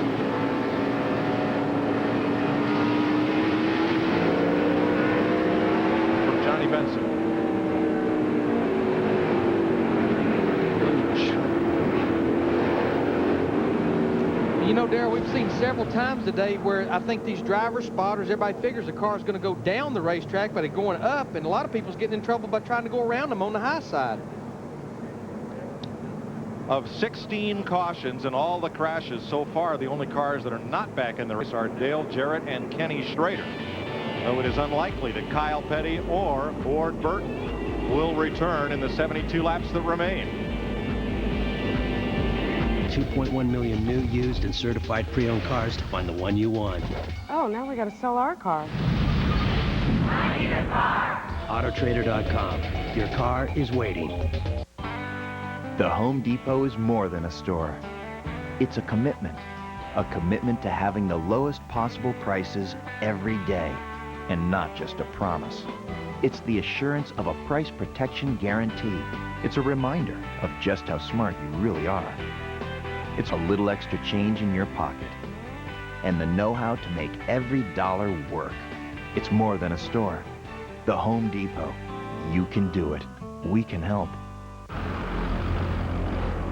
With its new available Power Stroke diesel and 5-speed automatic torque shift transmission, the Ford F-Series Super Duty pulls faster and easier than any other diesel pickup. Ford F-Series. If you haven't looked at Ford lately, look again. NASCAR on Fox is brought to you by Stacker 2, the world's strongest fat burner. By the Home Depot, NASCAR's home improvement warehouse.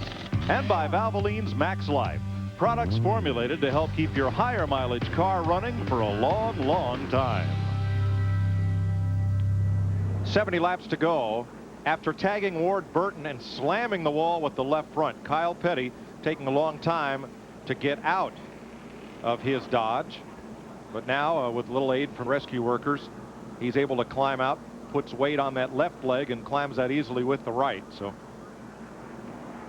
hopefully Kyle is okay.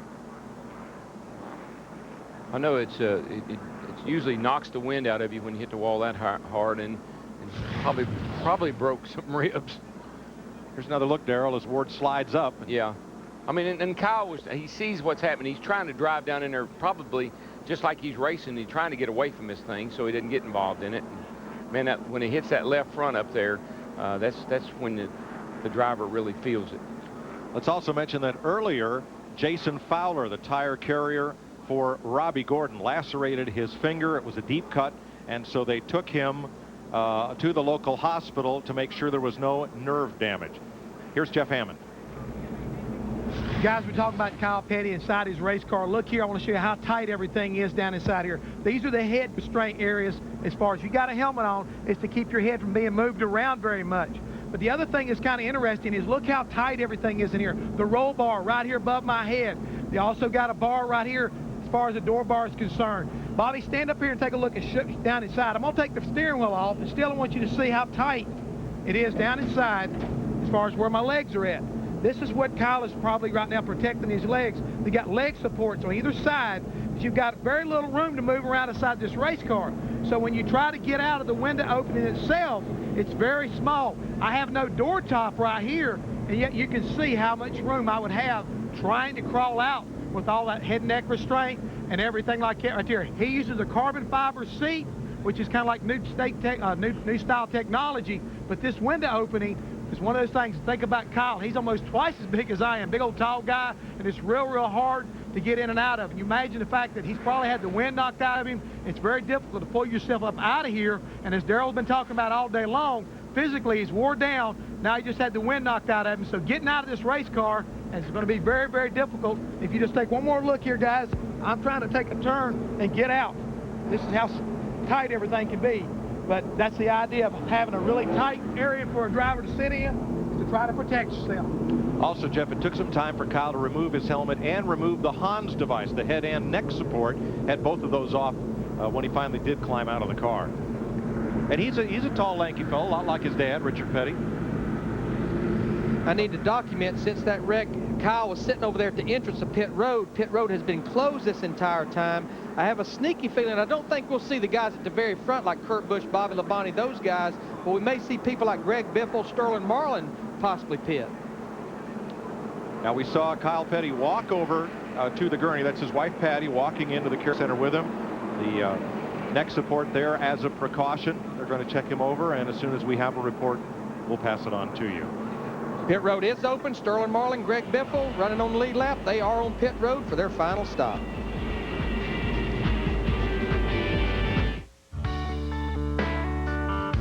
I'll do everything I can to protect you. If I can provide the president with proof, we can stop a war.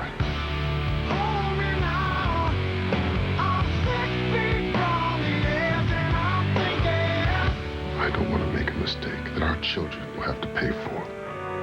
I'm 6 feet from the edge. 24 returns with 9 consecutive original episodes at 9, 8 Central, Fox Tuesday. On American Idol, the countdown continues when the top 10 put it all on the line to make their dream come true.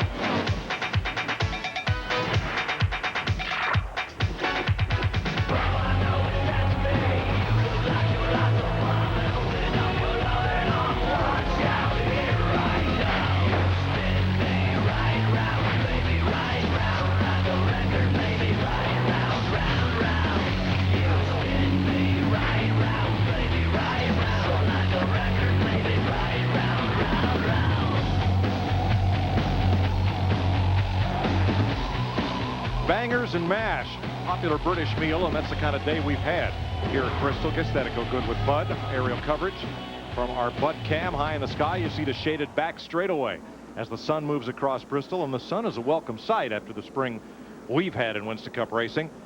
Released from the care center, Ward Burton, Kyle Petty being checked over. We hope to have an update. Dale Jarrett back in the race with his battered car. And let's pick up a little audio between Jimmy Fennig and Kurt Busch. You know, Kurt, tire wear looks awesome.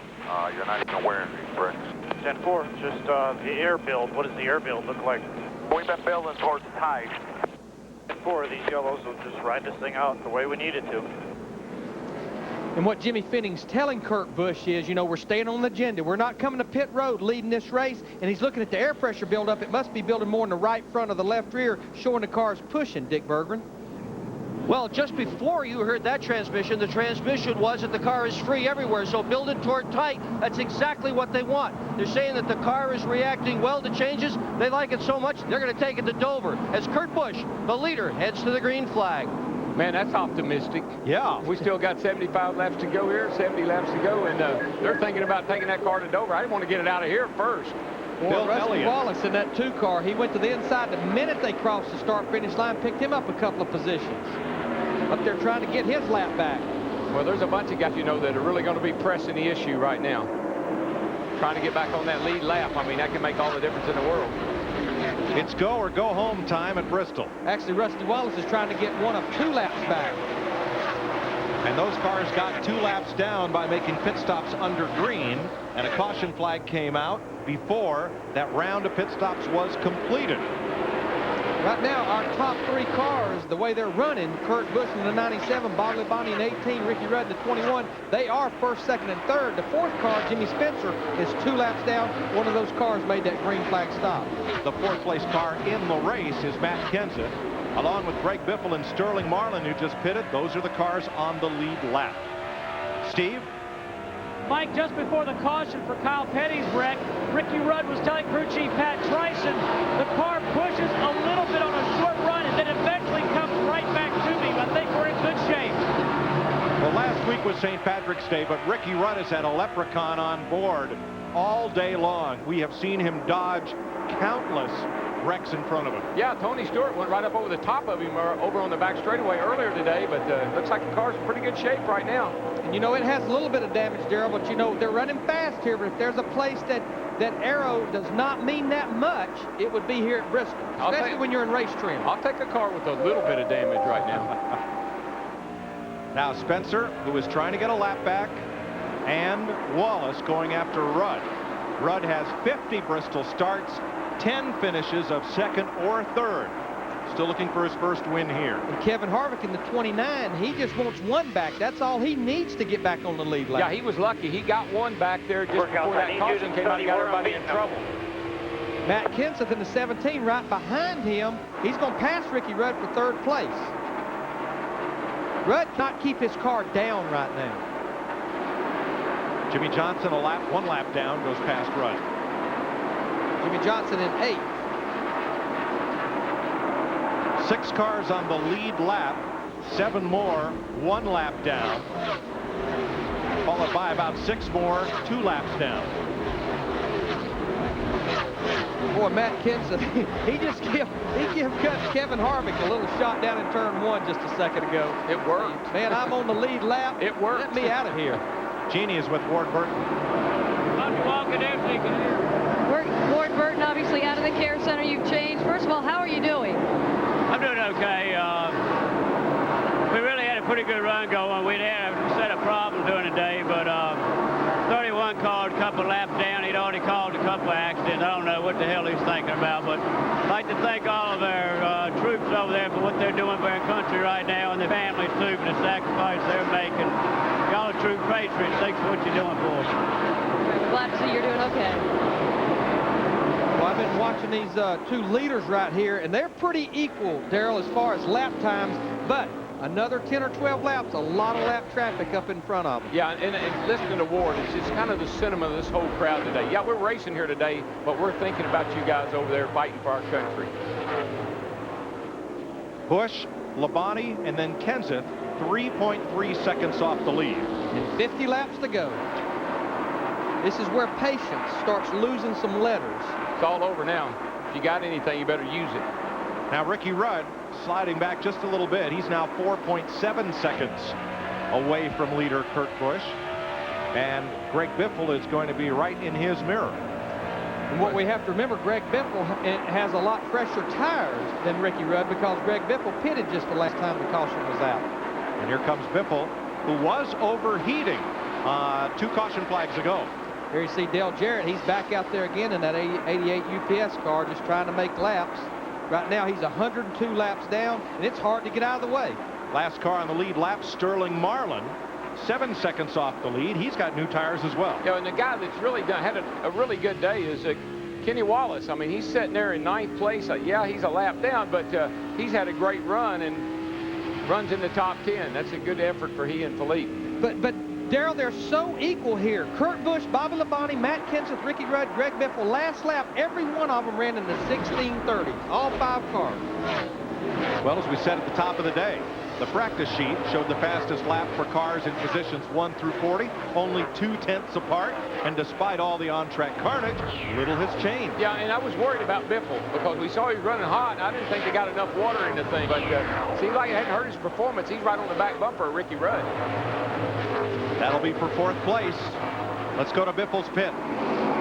Well, Biffle came in again, Mike, on that last caution flag, and the crew worked feverishly on the front end of the car. What had happened is the hood and the grill work had closed in. That's why the car was running hot. They pulled it all out and put 4 fresh tires on it. And Biffle's out there, and he is having the best run of his entire Winston Cup career today.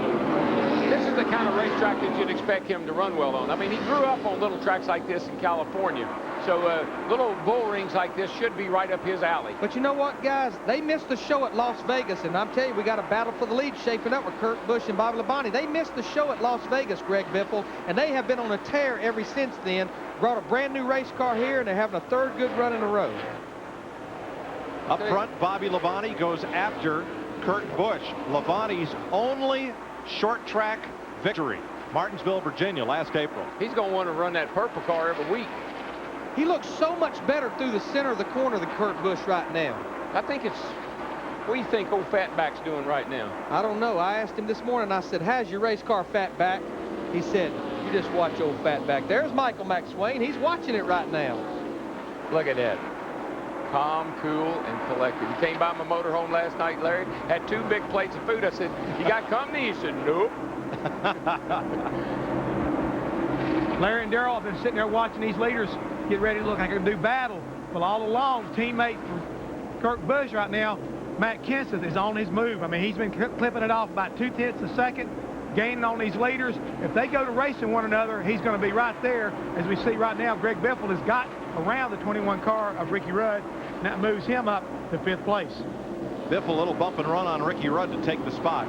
I wonder, Darrell, if Bobby Labonte's sitting there in 2nd place, right off Kurt Busch's bumper, thinking little too early to try too hard right now. I think it, you know, we've seen it come down to last 2 or 3 laps, and who's in the lead isn't always who's going to win the race. It's just like Bobby, we talked a second ago. He can just run his car a little bit lower right there, especially on the exit of the corner, about a half a lane lower than Kurt, but Kurt chops him back off as they hit the straightaway, but tons of lap traffic in front of him, Darrell. Bobby will be patient here for a little bit. He's a very, very cautious driver. He's very patient.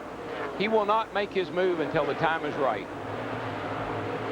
He catches Kurt up here in traffic now and gets him out of position. He'll probably pounce on him. But this is where you got to be patiently aggressive. And that means sit there, wait, and wait for that guy to open the door so you can go through. Let's have a look at the bump and run between Greg Biffle and Ricky Rudd that caused 4th place to change hands just a couple of laps ago. Biffle had been kind of patient, as you described, Darrell, behind Ricky Rudd, but finally was time to go.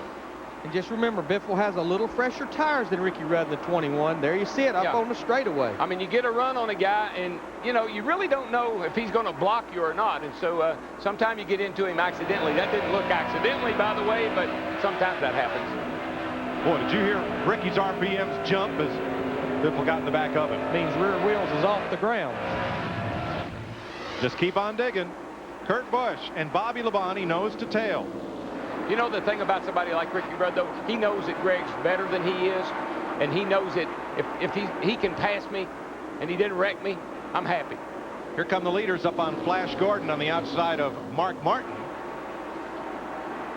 Well, Mark Martin spins right in front of the leaders. No caution yet. No caution yet. He gets going, no caution. But boy, a lot of smoke here on the front stretch. A lot of cars have to back off because they couldn't even see where they were going. Whoa, and Joe Nemechek pile drives Tony Stewart. What in the world? It was all the smoke, Darrell, as they came down the front straightaway. Caution is out. Caution is out. Tony lifted, and Nemechek came flying right into him.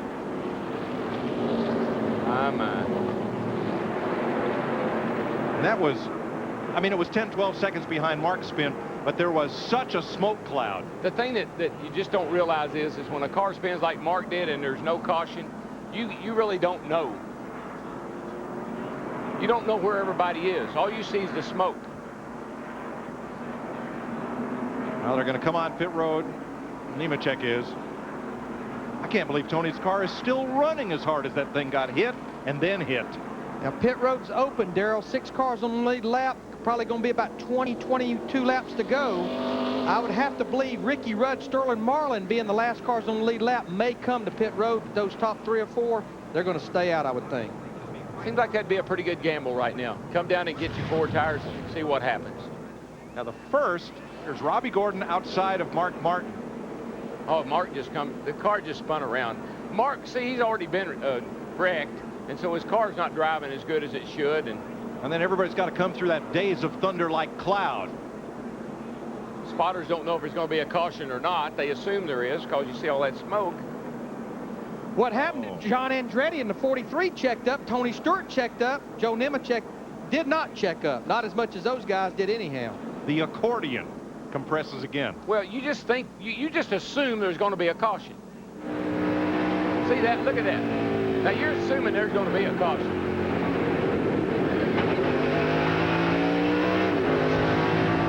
There's Ricky Rudd in the 21, just like we anticipated. Pit road, 4 tires, full of fuel adjustments. Steve Burns along with Sterling Marlin. Larry Mack, they're going to add some air pressure to that 21. Ricky had gotten very loose on that last set of tires, and he's down pit road. And yeah, what these guys will do now, this will be a short run for these guys, so they'll put a little more air pressure in the tires where they'll come in quicker. Kyle Petty has been is out of the care center. Here's Jeannie. Well, Kyle Petty awake and alert. You might have seen him make his way into an ambulance via a stretcher. I know it It looked a lot worse than it was. We're being told that they're just taking him to the Bristol Medical Center for precautionary reasons, and they're going to do a little more in-depth look at him. But again, he is awake and alert, and there was some talk that NASCAR may have had to throw a caution to get him out, but I guess it worked out. Crew Chief Steve Lane, how are you doing? Have you talked to Kyle? We walked up to the window and talked to him a little bit, and he just said he heard all over, and that's really all he said. And then they kind of pushed us back to get him out of the car, and I think they're just going to take him to, you know, just for safety precautions, just to make sure he's okay. So I hope he's just, you know, that's what it is, just bruised up. So but he took a hard lick. What was the delay getting out of the car? I'm sorry? What was the delay getting out of the car? Well, I think that when he came to, he told him just to hold tight, you know, from what I could see, just standing back, and he kind of caught his breath and stuff, and I think he told him that he could get out on his own. And with that seat, they had to take the headrest and stuff off, and they wanted to make sure that they supported his neck. But like I said, I believe he'll be okay. Could you see this one coming at all? No, and it's just one of those racing deals. From what the spotter said, the 22 car was spinning, and he said another inch, and he'd have missed him. So this was one of those deals that happened. We just hope Kyle's okay. All right, thank you for the time. Thank you. They've opened the crossover gate at turn 3 so that the ambulance can leave as soon as the field comes by. And we'll take Kyle Petty out via ambulance. And again, this is considered precautionary after a hard hit into the turn 1 wall as Kyle clipped a spinning Ward Burton.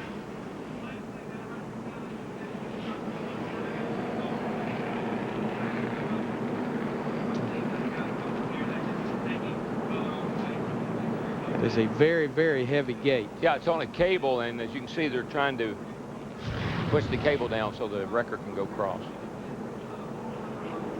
Here's another look at it as Ward Burton comes across after bouncing off the inside wall, collecting Kyle.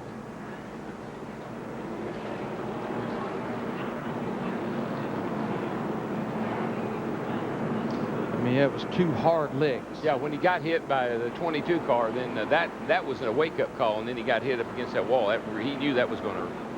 Now, the 2 cars involved in this caution, Joe Nemechek and Tony Stewart, continue to make their way around the track and around pit road, making multiple stops. Stewart couldn't hardly see past that hood, so get it out of there.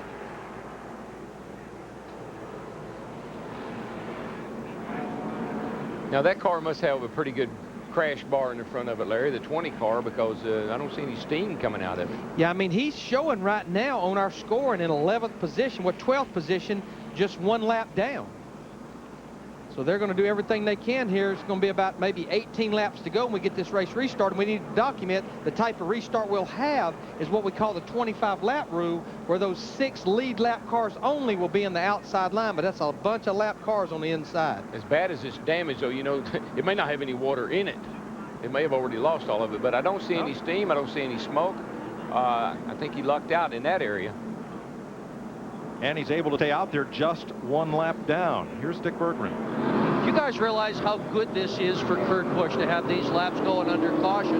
No chance for Bobby Labonte to do anything to him right now. Labonte had been on his back bumper, threatening to pass at any moment. Now he just gets to ride around for a bunch of laps. Bobby's going to have fewer laps to try to get by him now.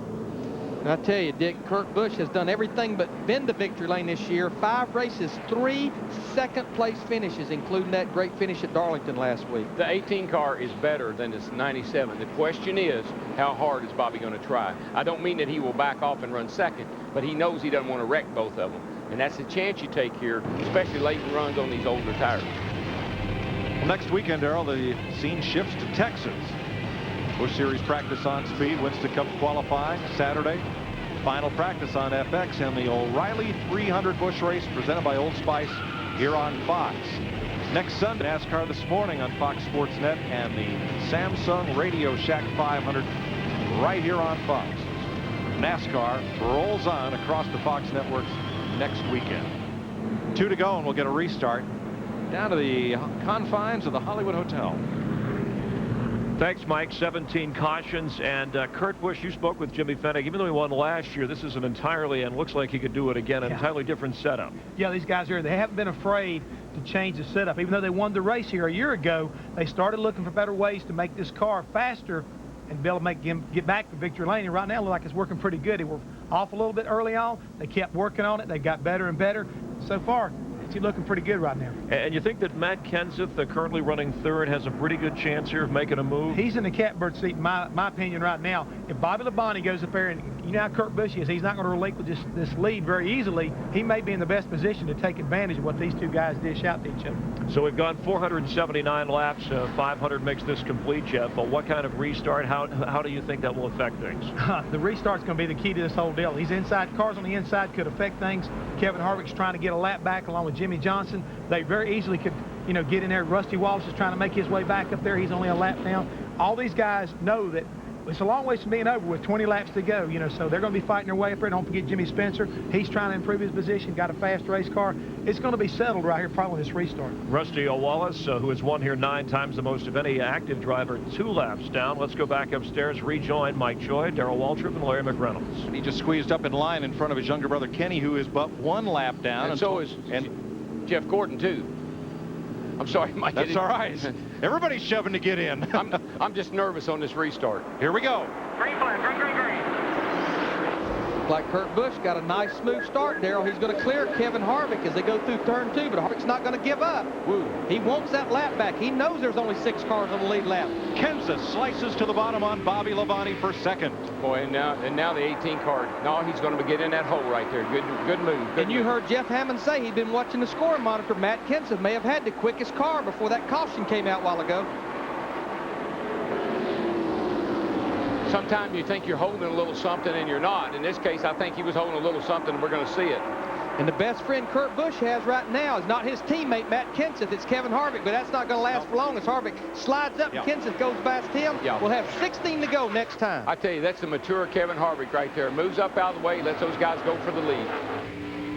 Harvick is 1 lap down. Again, a consequence of making his pit stop in the middle of a green flag sequence and the caution coming out shortly thereafter.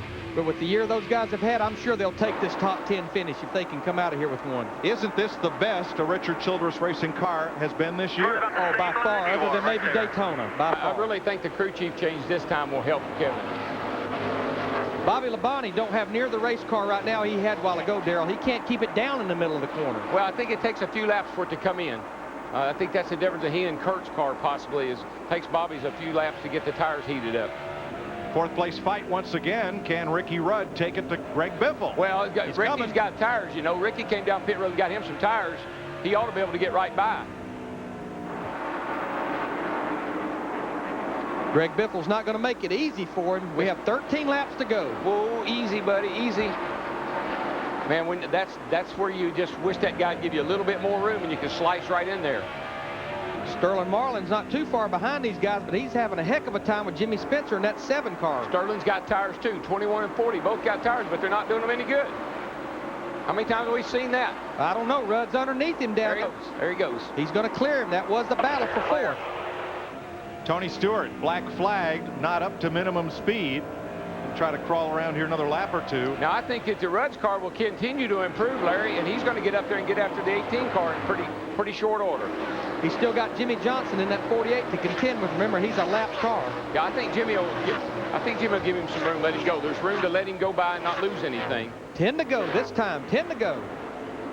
Rusty just got up behind Jeff Gordon, or just let Jeff Gordon go by. And Darrell can't ignore that 4 Jack Roush-powered cars are in the front 5. What a change from the past few weeks. Boy, it is. That's amazing. This sport will do that to you, though. It'll humiliate you. It'll humble you.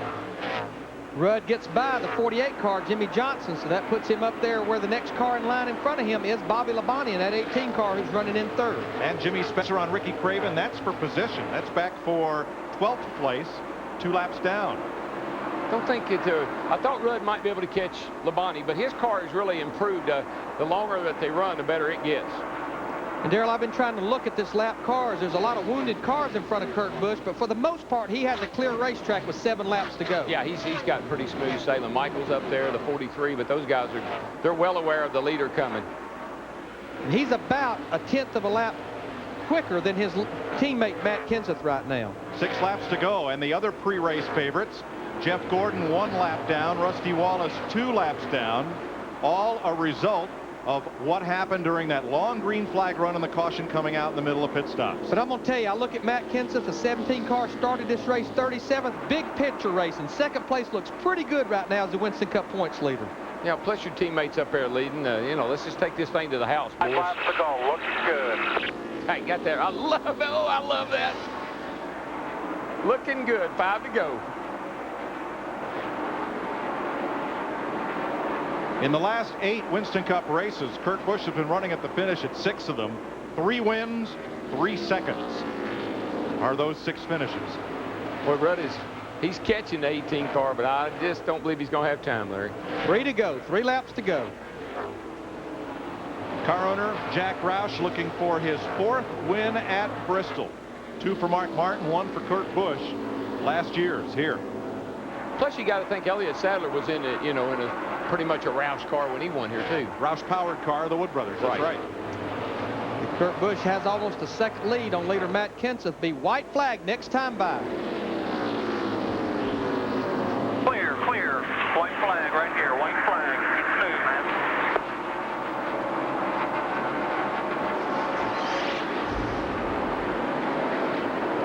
Half a lap to go for Kurt Busch. Yeah, he's got her own cruise control.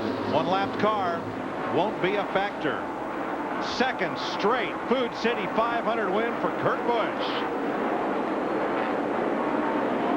Matt Kenseth finished 2nd, Bobby Labonte 3rd, Ricky Rudd 4th, Greg Biffle 5th, Sterling Marlin 6th, all lead lap cars. And Kurt Busch becomes the 6th different winner of 2003. Are the 2 flags a race driver most wants to see, the checkered flag and the stars and stripes.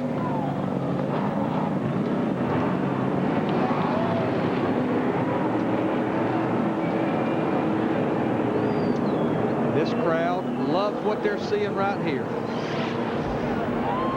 And this crowd, Larry, is just about all still here. You don't leave early at Bristol. And you don't sit down very much. Pretty impressive young man right there. I tell you, I said it last week. I'll say it again this week. He could win every race we go to. No matter what type of racetrack we're at. Nope. He and that team have got their act together. In the last 11 races, Kurt Busch has won 4 and finished 1st or 2nd 7 times. He knows how to celebrate a win, too, even with the American flag. One-handed burnouts. Now, that's a new one. Kind of reminds me of Hammond riding one of those bulls, you know. Dick Berggren with the winning crew chief. Congratulations, Jimmy Fennick. 21st career Winston Cup win. What a day. I'll tell you, Kurt Busch is awesome. He's awesome. He gets up on that wheel and he goes. I'll tell you, that man's so talented. It's unreal. He can't do it alone. Nice job today to you and your crew. Go celebrate, Jimmy Fennick.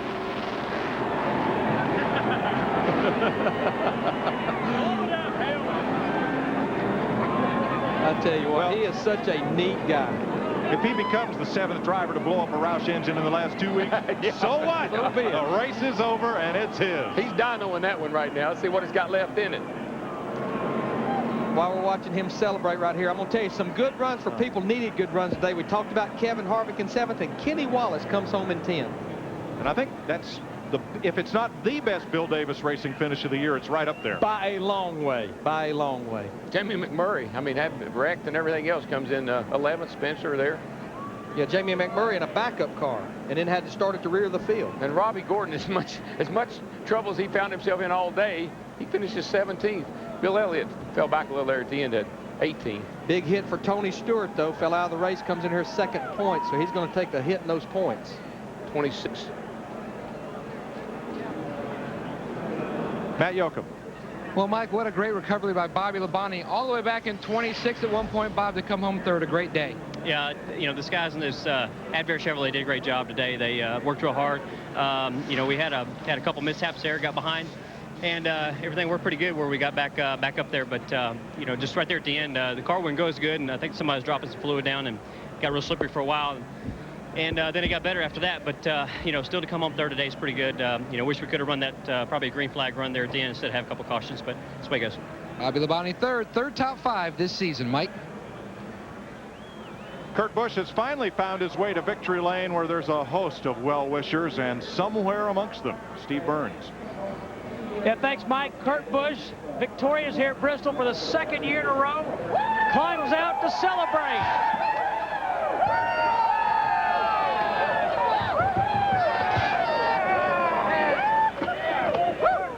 Kurt, how does it feel to win back-to-back races here at Bristol? It's unbelievable. I mean, this is the greatest country in the world, and I have to thank all the vets and everybody that's overseas fighting for us that we're able to come out here and compete and produce a race like this. I mean, it's just a total team effort. It's wonderful, and I just got to thank the good Lord for giving us a great car. I mean, it's the silver metallic Sharpie, and we got it to victory lane.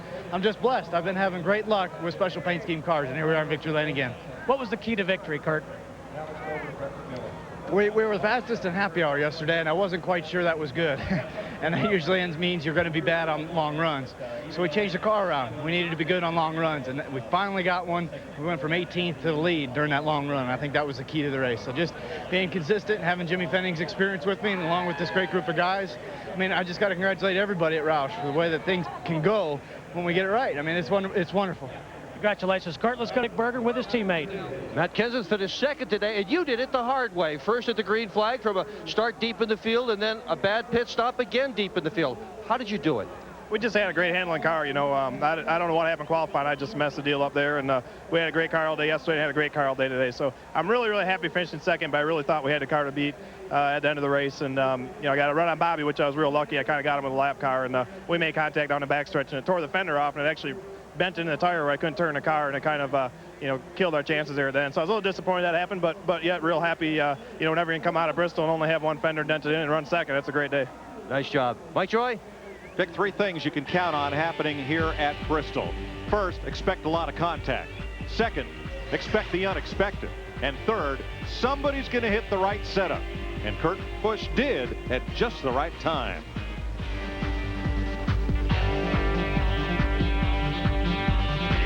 Next weekend, NASCAR on Fox rolls into Texas with Busch Series practice on Speed, followed by Winston Cup qualifying on Fox Sports Net. That's Friday. Saturday, you'll see Winston Cup practice, 1 p.m. Eastern on FX, and the O'Reilly 300 presented by Old Spice on Fox. Sunday, of course, NASCAR this morning, 10:30 a.m. Eastern time in the Samsung Radio Shack 500 right here on Fox. Here's Matt. Well, Mike, Ricky Rudd scores the Wood brothers' first top 10 finish this season. This is big for you and this team to get this momentum rolling.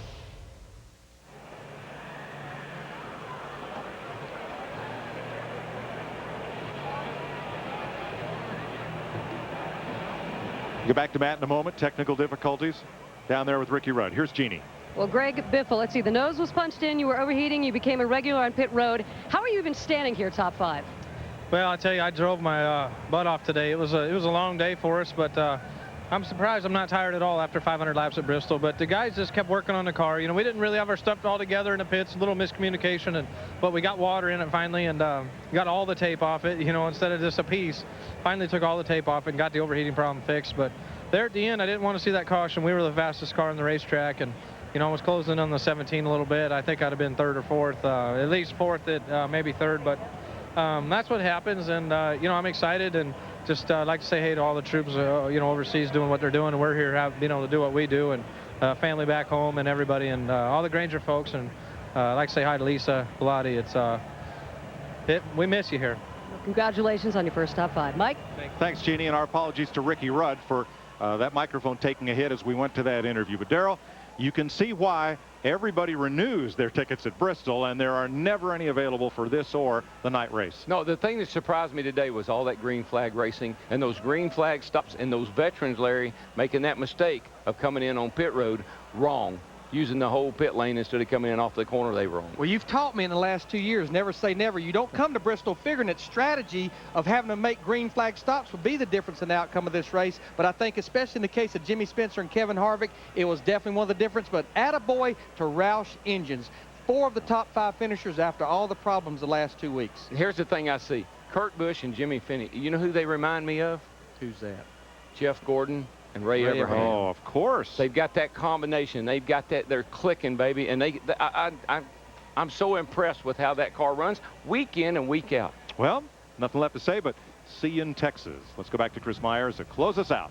All right, thanks, guys. And let's take a look at the points. And Matt Kenseth, it's Roush Racing up at the top, third straight week, and biggest lead of the season right there behind him, though, Jeff Hammond, is Kurt Busch. Kurt Busch right now, we've talked about his passion as far as driving race car is concerned. And the one thing right now I think makes him more of a danger than anybody else out there is I know how he goes about sitting his race cars up. He has a different approach than any other driver I've ever worked with. And when you combine him with Jimmy Fennick, I mean, he's got that savvy as far as being a veteran crew chief is concerned. They are making a very great, unique combination that's very successful right now. And when it comes to trying to make his championship battle, it's going to be real interesting to see how Robbie Reiser and teammate Matt Kenseth work, as far as who's going to settle this thing before the end of the year. They're going to be in great position to basically battle all year long, I think. Yeah, Fennick more than twice his age. Kurt Busch, of course, 24 years old, and after losing by a nose last week, wins by 10 car lengths. Again, a repeat winner here at Bristol. And as his crew, which has been supportive,